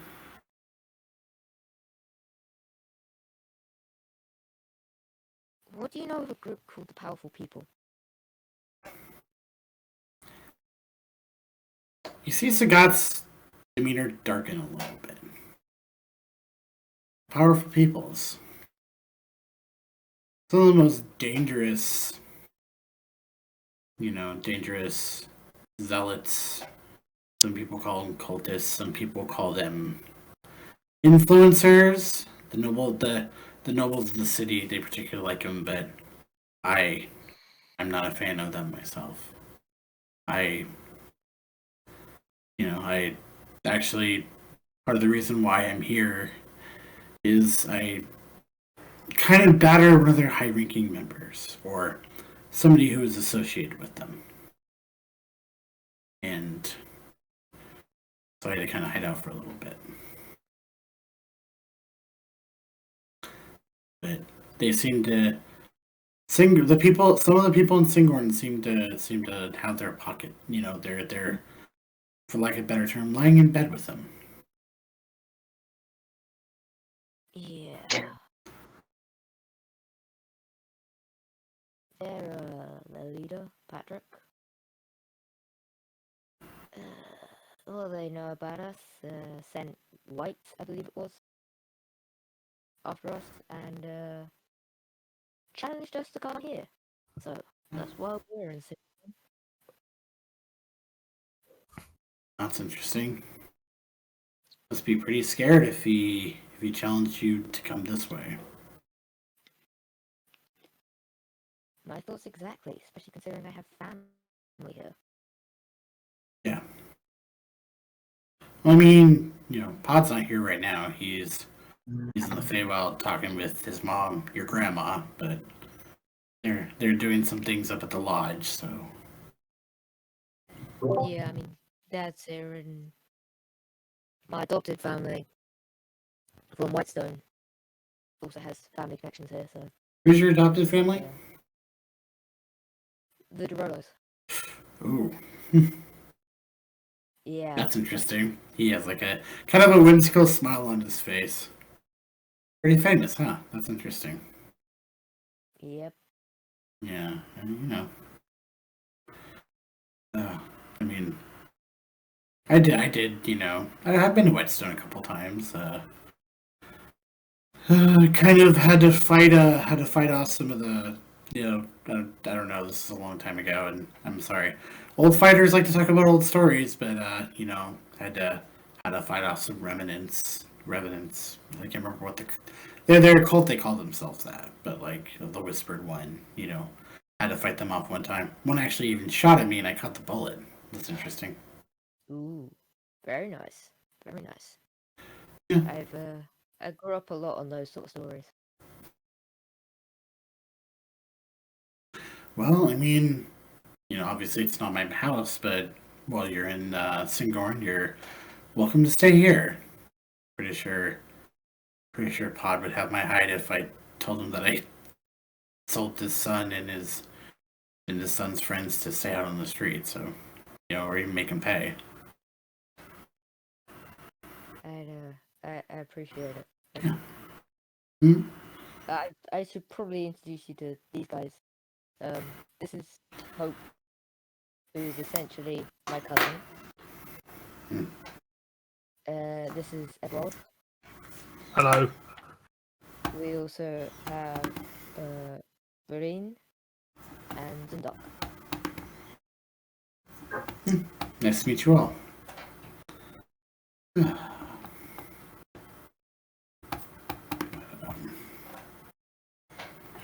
So Thank are you for your you- kind hospitality. So are you all? You're very welcome. So are you all Dorolos too? No. Oh, okay. I'm Dorolo adjacent. I'm not actually related to PJ's adopted family. We're just super close, like practically family. Like I said, essentially cousins. I mean, that's fair. I mean, it's kind of like that in the Feywild. I have numerous siblings, brothers, sisters, cousins, good friends, all that good stuff. But "Oh, your drinks are right," and your drinks are there, and the drinks are right, the water, the coffee, the meat, and he looks at the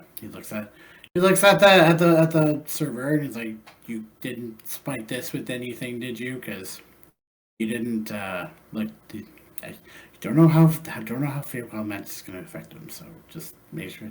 It's like, yeah. Come on. Okay. So not spiked then. Oh no. I mean, no, you should be good at drinking. Can I roll an insight check? Yeah. Well, don't appear to be drugged, so yeah. 17. Yeah, he seems on the up and up. Does the water smell funny? No.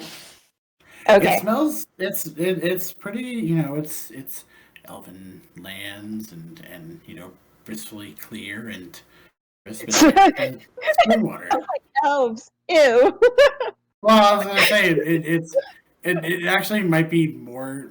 You get a sense that maybe these folks have taken more care, like if they had the Feywild equivalent of a Brita filter. And Oh wow, they're fancy.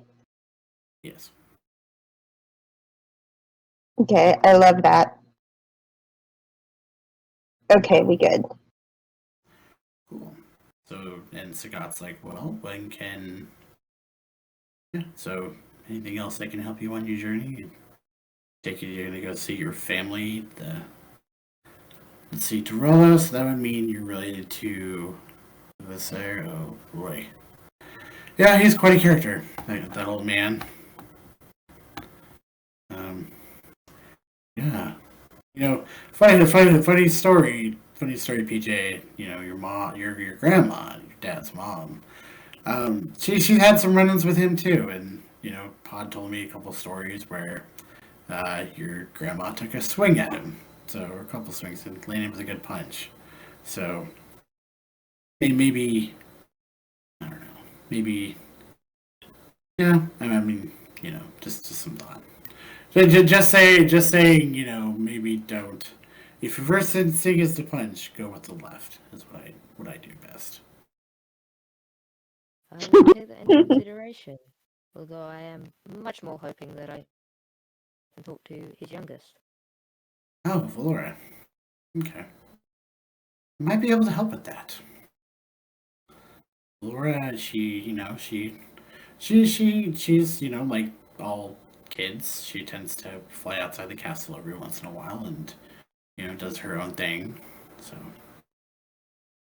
We're like 20 years out, right? So she's like in her 30s. I just want to clarify this, right? But she's also an elf. 20s.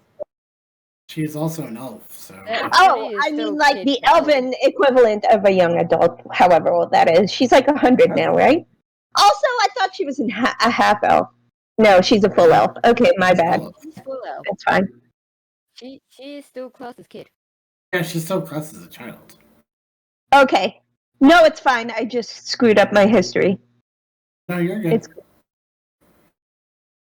But, okay. Very nice. Yeah. Actually, and he kind of takes out trying to think. He takes out like a little sundial watch. It's like, actually, her class should be beginning right now. And follow me, and he flies up from his chair, and the door's open. He's like, "I can take you to her." Down, You say class? down the rest of the mead. Yeah. What kind of class?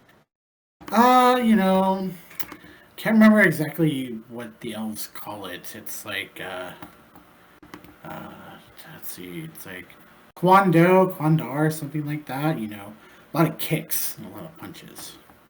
Can I roll history to figure out what it is? Yeah, do it.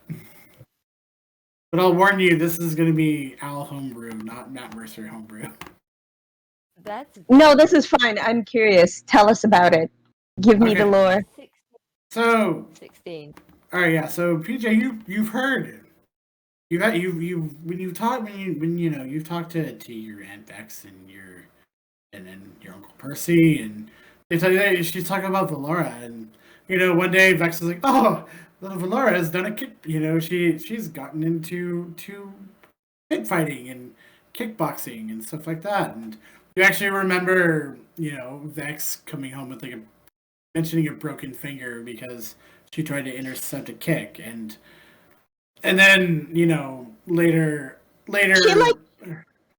Is she like the elven Mia Smoke from Arrow? Is she like an MMA fighter? I'm sorry. I wouldn't go Mia Smoke. I would just say she's like MMA fighter, like No, MMA fighter, but also teaches a class. The description just made me think of that particular reference because my brain just went there. I'm sorry. I'm gonna mute myself now. You're not on mute. You're fine. But yeah, like he's like, oh, I can teach you, and you follow him out of the Tarn Ward. Is that something Hope would have known about, or is this kind of just a thing? You might have heard about it. Like even your mom and dad would have been like, oh, Valora's into kickboxing. That's interesting. And your dad would have been like, yeah, she could probably take you down or something like that. Where it's like, I definitely feel like PJ has secondhandly told the story about Vex getting a broken finger, but it was terribly said. Broken finger and not attempted a leg check and trying to block a kick. Yeah, but it was like terribly secondhand. It's like, so, and like you do, you also know too, Percy, that she is known as the Owlbear. Like that's her like fighter nickname, and it's like on her gear and stuff. So you would have definitely like heard and seen like maybe the equivalent of like of like flashbacks via magic of like maybe a couple of her fights, but like this is like amateur kid stuff. This is like point based. This isn't like die hard MMA. The way it's progressed to like it's like imagine if you go to like an amateur like a USA boxing or martial arts meet. So it's much like that. But she does have a persona. Yeah. She was advised to take up a persona and like, hey, this is what we can do someday. So I think as like all of this finally clicks in PJ's head, they just go, oh shit, we're gonna see the owlbear in action. Let's go. Is an owlbear around? No. You'll see. Don't worry about it. And then okay. And then Hope says, I will never get over how cool she is. And no. And then she she could break me in half and I'd say thank you. She's so awesome. I mean, like, you remember me telling you about Auntie Vex and how, like, the broken finger. Yeah. Oh, it's gonna be amazing. Edwald, you're in for a time, my friend. Ah! I love times. Do you want to explain it to Edwald?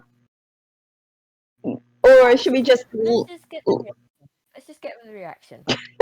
I was going to say, Edwald, you've grown up in a martial family. You've grown up in like around combat and stuff and training.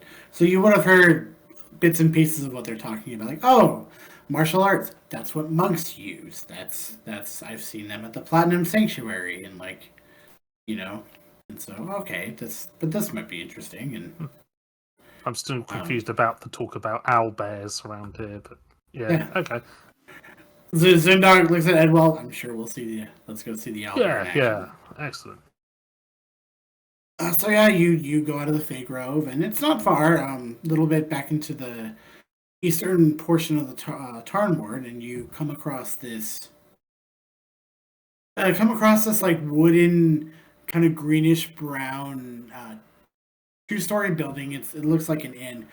On the front, it's called the Punching Pixie, and inside it's the Punching Pixie. I'm gonna put it up right now. sign is a silhouette of a pixie that that is basically doing like an extended jab and throwing a jab, and Sagat opens the doors. He leads you right in. He's he's like, oh, follow me this way.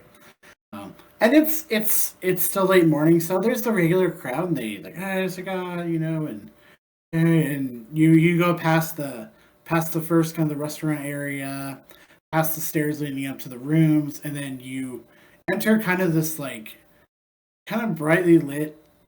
It still looks like it's something out of the Feywild, but in the center is a 4x4 squared ring with like thick vines as ropes and thick trees as like turnbuckles. And PJ, you immediately spot her first. In the ring is elven child who's wearing kind of a brown tank top and shorts. She's got the owlbear on the front. She's got a helmet that's in the shape, like kind of like headgear that's in the shape of an owlbear, and she's got thick leather gloves, and she's just like shadow boxing and doing head movements, and Sagat's like, oh, this is class, and across from her is a much taller Goliath, who is just kind of standing there for a moment and staring her down, and they go to the front, and a referee there's a referee in there that is an orcish male who is kind of it's for those who've watched combat sports, this is what you've seen before. Ready, let's go, ding, and the bell rings, and plus the owlbear is just people are chanting owlbear and moving back and forth. She's avoiding big swings and just taking precision shots, 1, 2, 3, 4, 5, and she lands a hard kick and a couple other kicks, and a couple minutes goes by and it's done, and oh, it's a great exhibition, folks, and the crowd cheers, and Valora sees you both, PJ and Hope, and and she just like kind of comes. She looks at the ref and the Goliath, like, take 5, and she steps out of the ring. Removes her helmet. She's got a couple shiners, but PJ, good to see you, cousin. PJ will put a hand on Edwald and go, that's the Albert, and immediately go and hug. Oh, it's a nickname. And PJ, she hugs you, and like you can see she's trying to like lift you up, and she does a little bit. Yeah, she's more likely to be able to lift me up than I'd be able to lift her up. So. And Edwald, you hear Bernice whispering to you in his own deck, remind me not to fuck with her.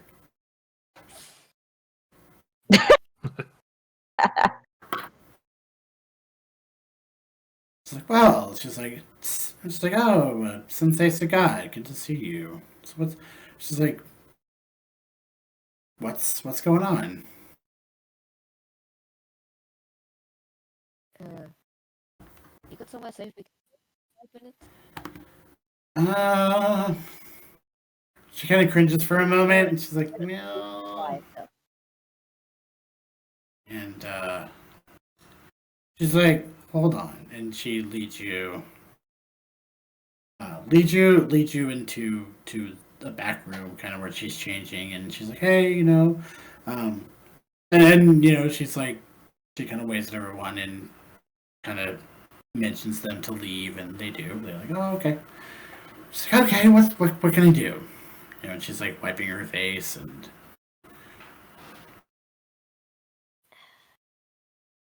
I don't know how much you've been going on at the moment, but a certain person from a recent cult is trying to pick a fight with us. Cult? He already picked a fight. Yeah. Several times. Ah, Yeah. well, Patrick.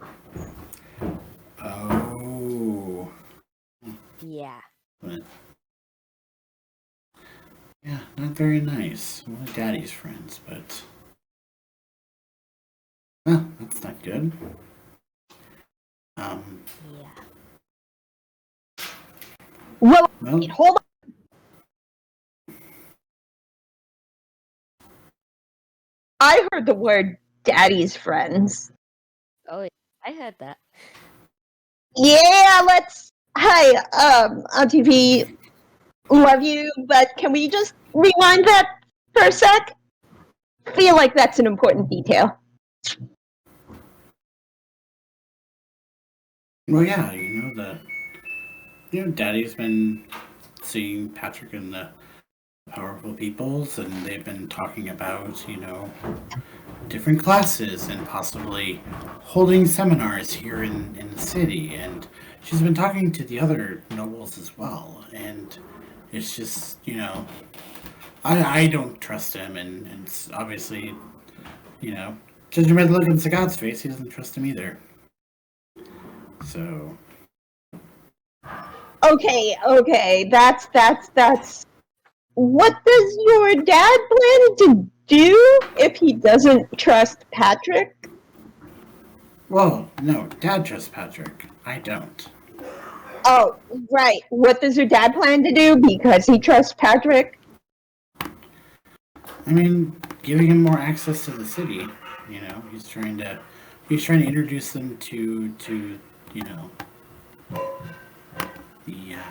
what's her name? He's trying to trying to introduce them to the High Warden and make and those nobles. That's a problem. That's a big problem. Do you have any ideas on how to prevent this from happening? I mean, I do, but that would blow my cover. Hi, me. I could be your cover. Tell me what to do. No one's gonna believe you're the Owlbear Hope. No, what I'm saying is you can keep your whole thing and I can do stuff for you. But, I mean, hey, look, we could probably find someone to polymorph me and then they would believe I'm an owlbear. Maybe not the owlbear, but they'd believe I. Never mind, I was just. I don't know, stick enough feathers on you. If not, we do actually have a blade that could help at least sort out the High Warden. Okay. And PJ will take off the sheet and pull out the I wrote it down. No, I did not write it. The blade of Yolanda. She looks at it for a moment and she picks it up and she's like she tries to bend it a little and then like, oh, not going. Oh, I mean that's yeah, you could bring it to her. How did you get this? It was in the mud outside. About like 2 days away. Oh. Interesting. And I remember Aunt Vex sort of telling us stories about, Yolanda and Penguin and all that, and the fact that it appeared seemed relevant. I mean, I drew it. Okay. Well, I mean, I could get you to the High Warden and then you can talk to them. I don't know where Patrick's at though. Nobody does. Nobody knows where he's staying. I mean, he's obviously not the Fey Grove. She points to God. And, obviously he's not here. And I don't know where he's at. I don't know, but I'm hoping he will eventually at me again, and PJ will pull out the sending stone that Patrick's been haunting them with. It's a cursed item. It needs to be destroyed, but ugh. They put it back away, and then just because they don't want to be physically touching it when they speak, and just goes, if we can at least get an idea of where it is before we destroy it, that'd be useful. I mean, I'm not powerful enough to scry on him, but that's an idea. We could find someone who is. Either that, or he decides to tell us where he wants to trap us next. I have so many layers of problems with this guy. I mean, Anyone who wants to marry the bloody siren cannot be in their right mind. well, yes. That could give us an idea. About Well, and they pull out the other sending stone, which has the M and the Yeah. C, and just goes, "Hey, Dad, if you're able to, mhm. an idea of where Patrick is, please. Love, PJ." And then Yeah. Hope just says, I didn't think you'd actually use it. PJ, you wait for a moment, and damn it. You hear, "Oh, PJ, hi, son. Good to hear from you." And then his tone slightly shifts for a second. Glad to see Hope finally gave you the damn stone. As for Patrick, he's in Singorn. Probably look. Where's that damn map? Damn it! I'm wasting words. It is look for the Revelry Walks. It is the artistic and spiritual center of the city. Also, Grandma says hi.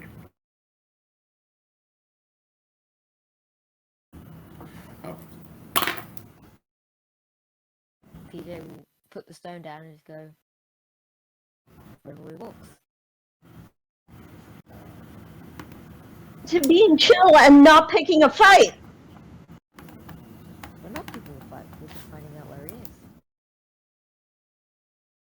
If we know where he is, then we have an idea of where he's going to come from. If he decides to do something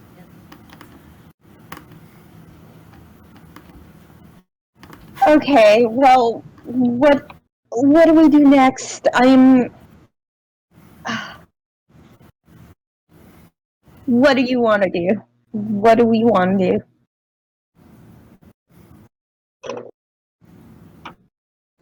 I say we plan. He's coming after us no matter what. We might as well have backup plans.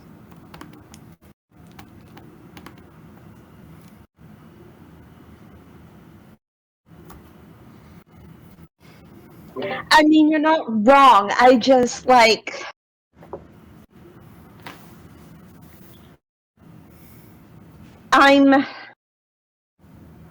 not sure we're ready for this kind of confrontation.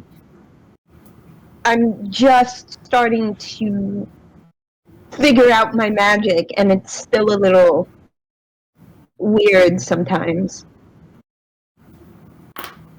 There's got to be a way to undermine Patrick without facing him head on. Plus, if we do fight him head on, and he's got powerful friends in the city, He might try to make us look like the bad guys. Yeah, exactly that. Am I pointing the right way in the overlay? Who knows? So why don't we head back to the Grove? Spend 24 hours gathering as much info on Patrick as we can. And then figure out a way to get undermine him.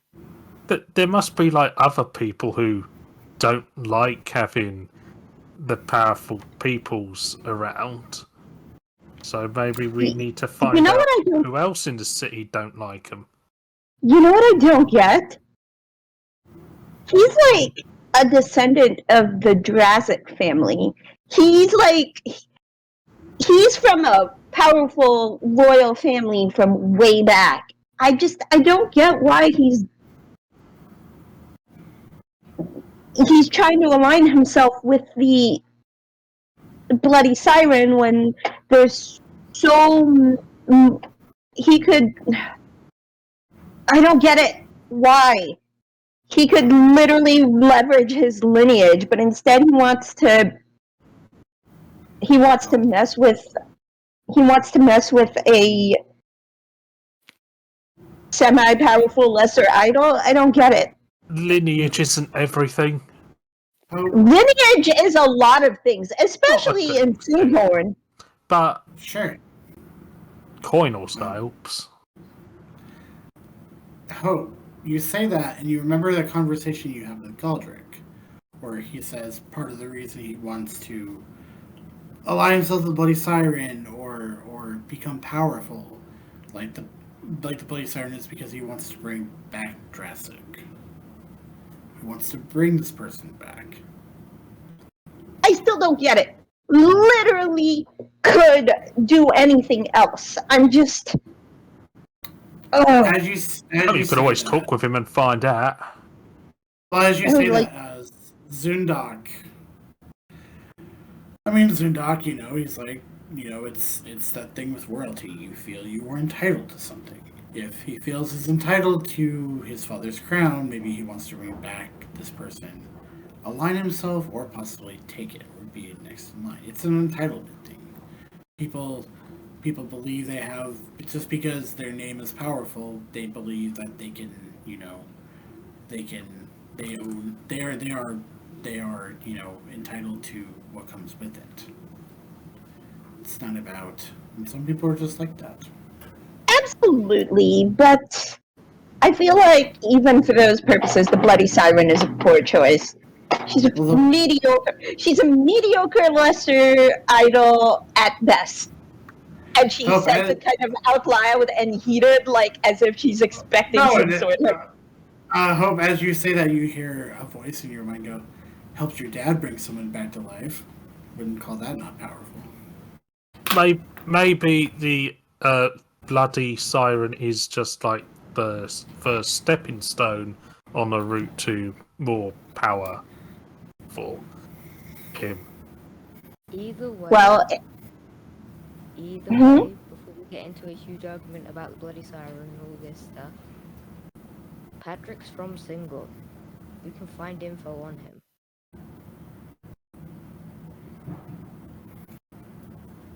Like where he went to school and stuff. We can get background information, possibly find out a better motive. Find out why he's doing whatever he's doing. Oh. When you look like me, you stick out like a sore thumb in a place like Singorn, so I don't know how well I will be received. But I think you are in the best position to find out more information. And she looks at Zundok. I'll say Zundok just flashes Hope a look, like, really? and then nods over at Edwald. You're important. I'm no one of consequence, and and she kind of just mumbles to herself. And also consequential. I'll also you say that. Look, Hope. TJ just took a look. Sagat's like, where would you like to start?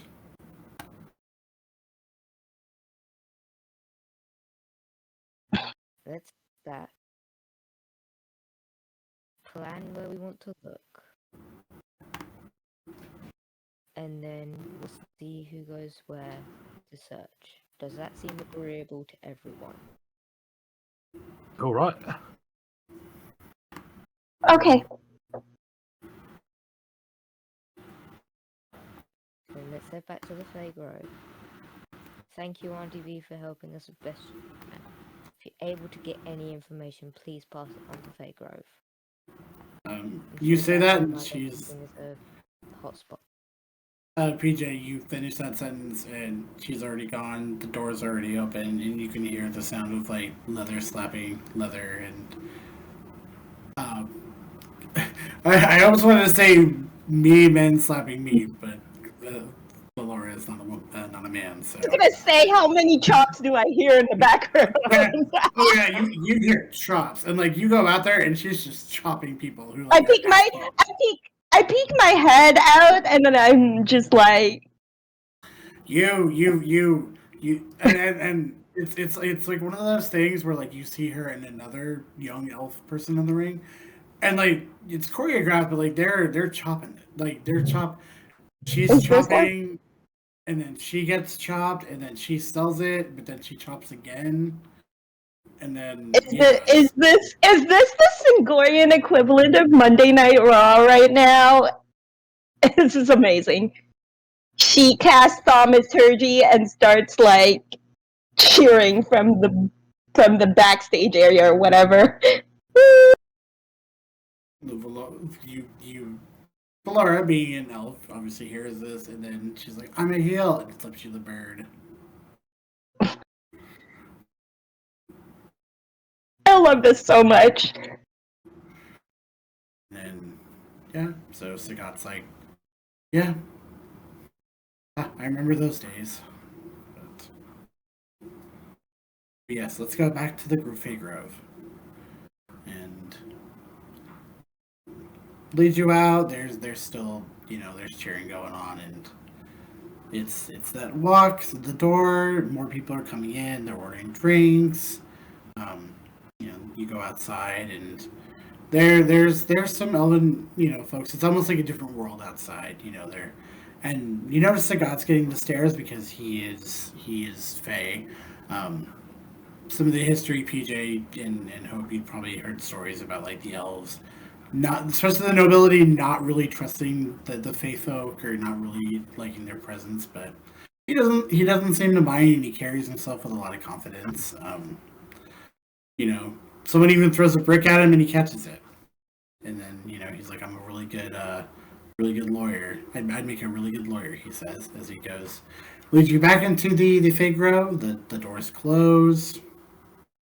Everything is secure, and and so Sagat immediately begins writing. See if I'll actually spell this right. The Reverie walks. He's like, "Okay, you could start there." So what is the plan? I think definitely finding the history on Patrick is going to be our best shot. Gives us at least an idea of the type of person we're dealing with. Maybe also find out where the local powerful people's HQ is. I have a feeling that's going to be wherever he walks. If Patrick's there, it's highly likely that the HQ is going to be there. Might be an idea though to find out who she's already got following her. At least in the hierarchy here of Singon. Yeah, find out who's for and who's against. Yeah.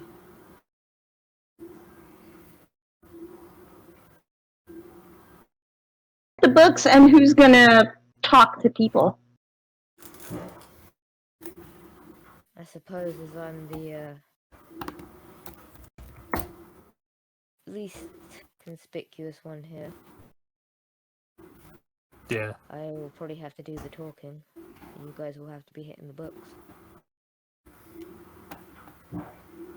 That is exactly what I want to be doing. I'm glad you said that. Books. Oh, that's boring. I mean, if you want, Edwald, you can come and essentially almost be like a bodyguard to me while I talk to people. Yeah, that sounds like A a little good bit more idea. important. Let's do it where we make it look like I'm more important than I actually am. Oh, you seem pretty important already.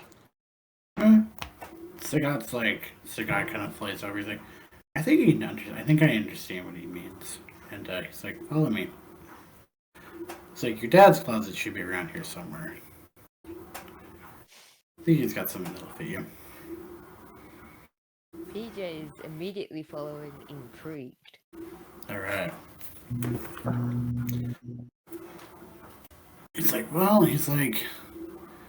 you're not a ranger like your dad, but you do look like you rock some dark leathers, and opens the closet, and it's just like filled with like,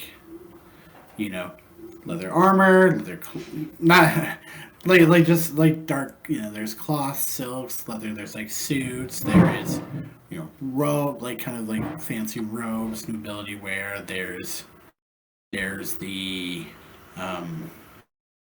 there's kind of different like noble style of uniforms, including a couple that are black. The color scheme of like black and like dark green, with the moon crux symbol on it, the same one that's on the stone, that your dad's sending stone. There's a couple more like that too. The color scheme, pretty much any color scheme you could almost think of. That's what's in the closet. So it's like, yeah, your dad comes from a pretty stylish family. At the very end, you notice there's two distinct uniforms that are out of place. One is kind of a dusty old like duster long coat that has like a leather jerkin and like kind of a bolo hat. It's a little bigger than the others, like it's not the same size.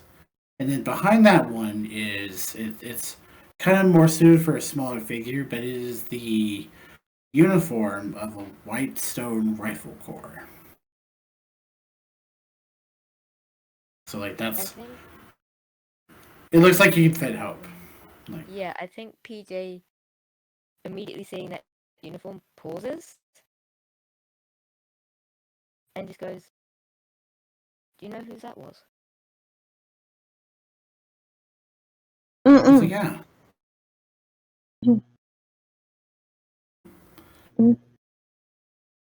There is a look of realization on her face that clicks when PJ asks, "Do you know whose that was?" And then her face just like.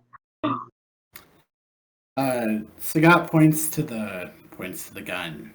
He goes, "Same person who owned that gun wore that uniform."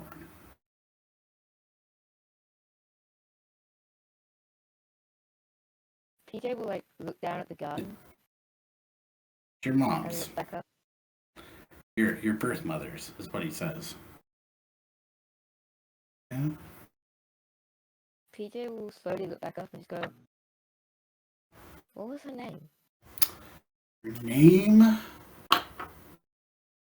was oh be Lord. I'm trying to think of a fun L name. Her name was Leslie. Leslie Zan.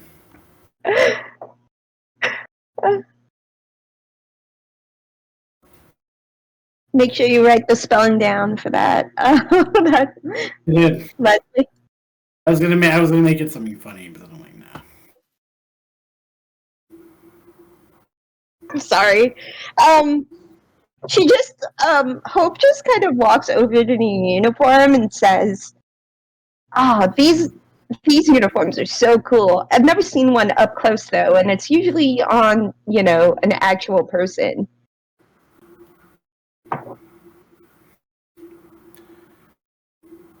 Does it have a hat? Yeah.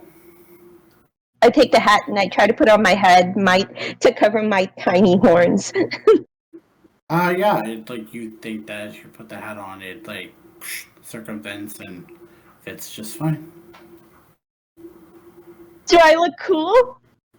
And she does finger guns at PJ. I think PJ looks at you and smiles.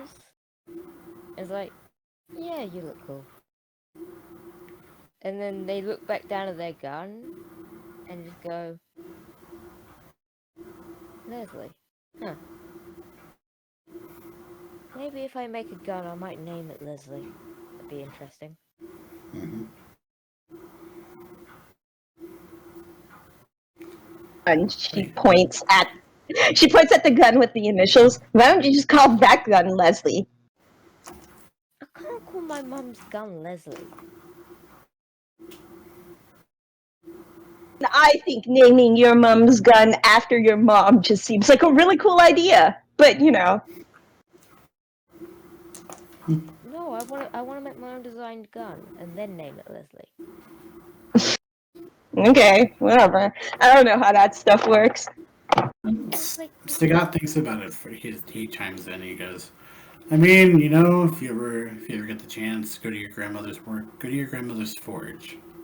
She's made some pretty incredible things, and for your dad says it's true. She recently got into making guns. Maybe we can make something cool together." Yeah. And PJ will turn to these uniforms and pull out a navy blue sort of version of like the dark levers and all that, Okay. and go and put it on. Yeah. You put it on. It fits. A little bit of adjusting here and there, but it fits just fine. It's very much it's very, as you put it on, you notice kind of the more of the Fey influence into it too. Like it's very like, yeah, you know, it's of elvish make, and Sagat's like, look good, look like him. Is there a collection of hats? And he's like, oh, Sagat's like, right this way, and he like flutters over to. He flutters across a couple doors, again, including one that says Artigan's room. Don't come in. Oh. You missed it the first time I said.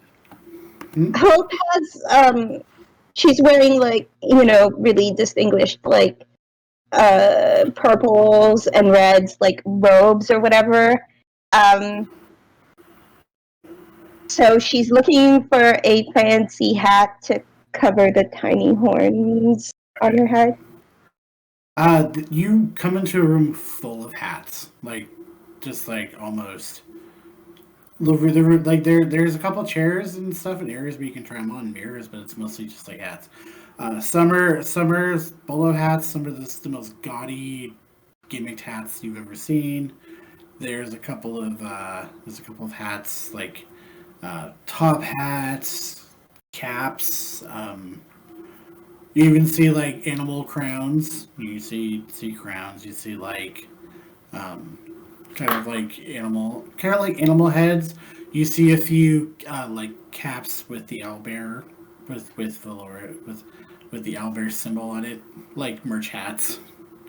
You see a couple of those. You see, and then Sagat's like, "What are you looking for?"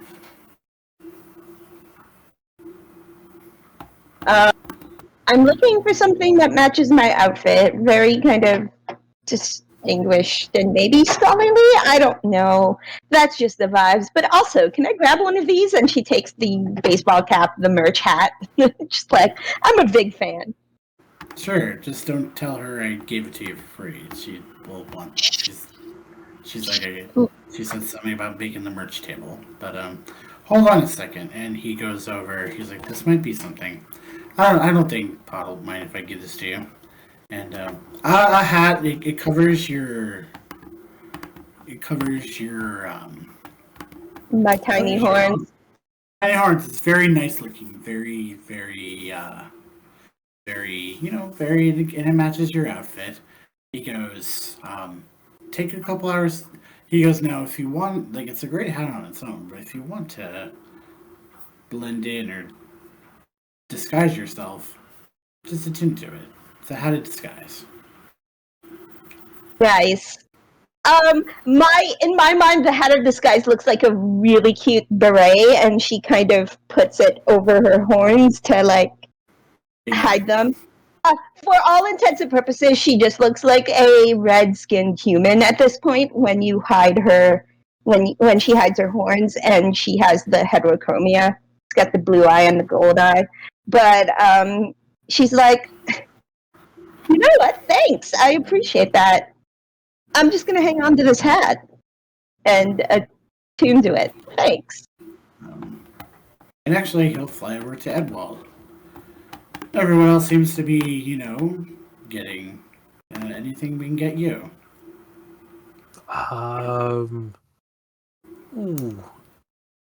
Like a kind of cavalier hat, which you wear at a slight angle and has a nice feather in.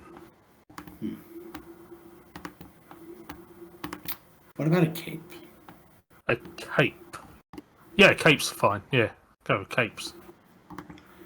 Okay. Let's see. He kind of digs around for it.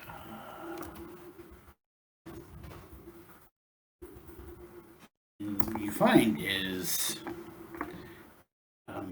it's pretty gaudy. Again, kind of a gaudy cloak, but it matches your armor. And I think this could probably work. And he goes, if you want to see something cool, you just okay. Sorry, I have to look up this word. Okay. If you want to make it kind of fluffy about, just say the word. You can make this thing fluffy. And it does. It kind of billows as he is wearing it.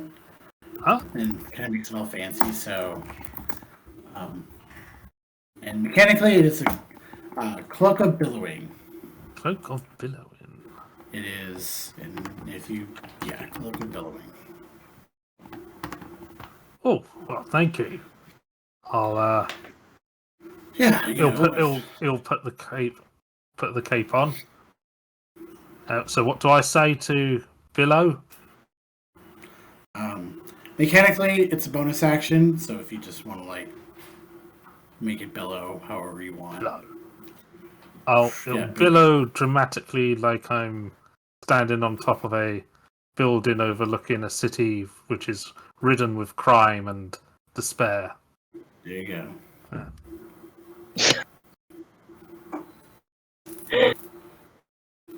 That's amazing.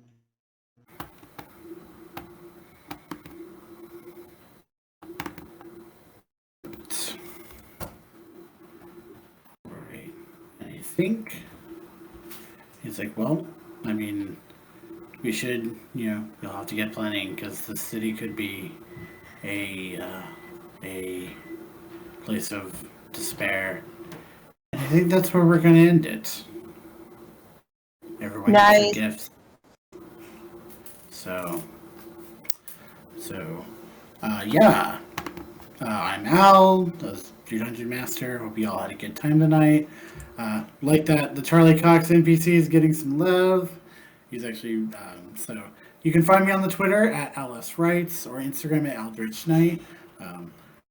I'll post a link later, but I recently published an adventure for DM's Guild called The Missing Scout. It's family-friendly, lighthearted, quick adventure where you get to help Dragon Scouts solve a mystery.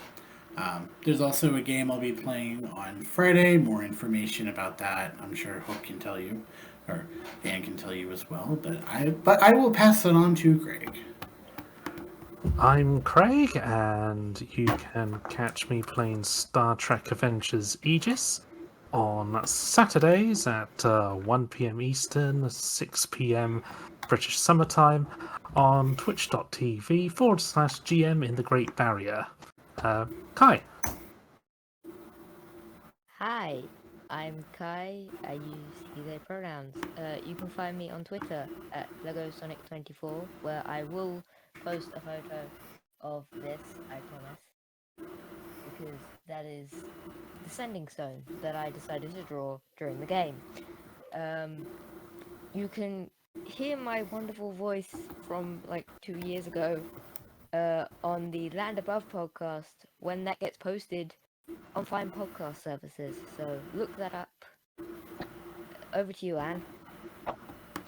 Hello, I'm Anne. This is my channel. I hang out here a lot, but also I do a lot of things on the internet. I was your Tiefling Divine Soul Sorcerer / everyone's favorite Tiefling nerd, Hope.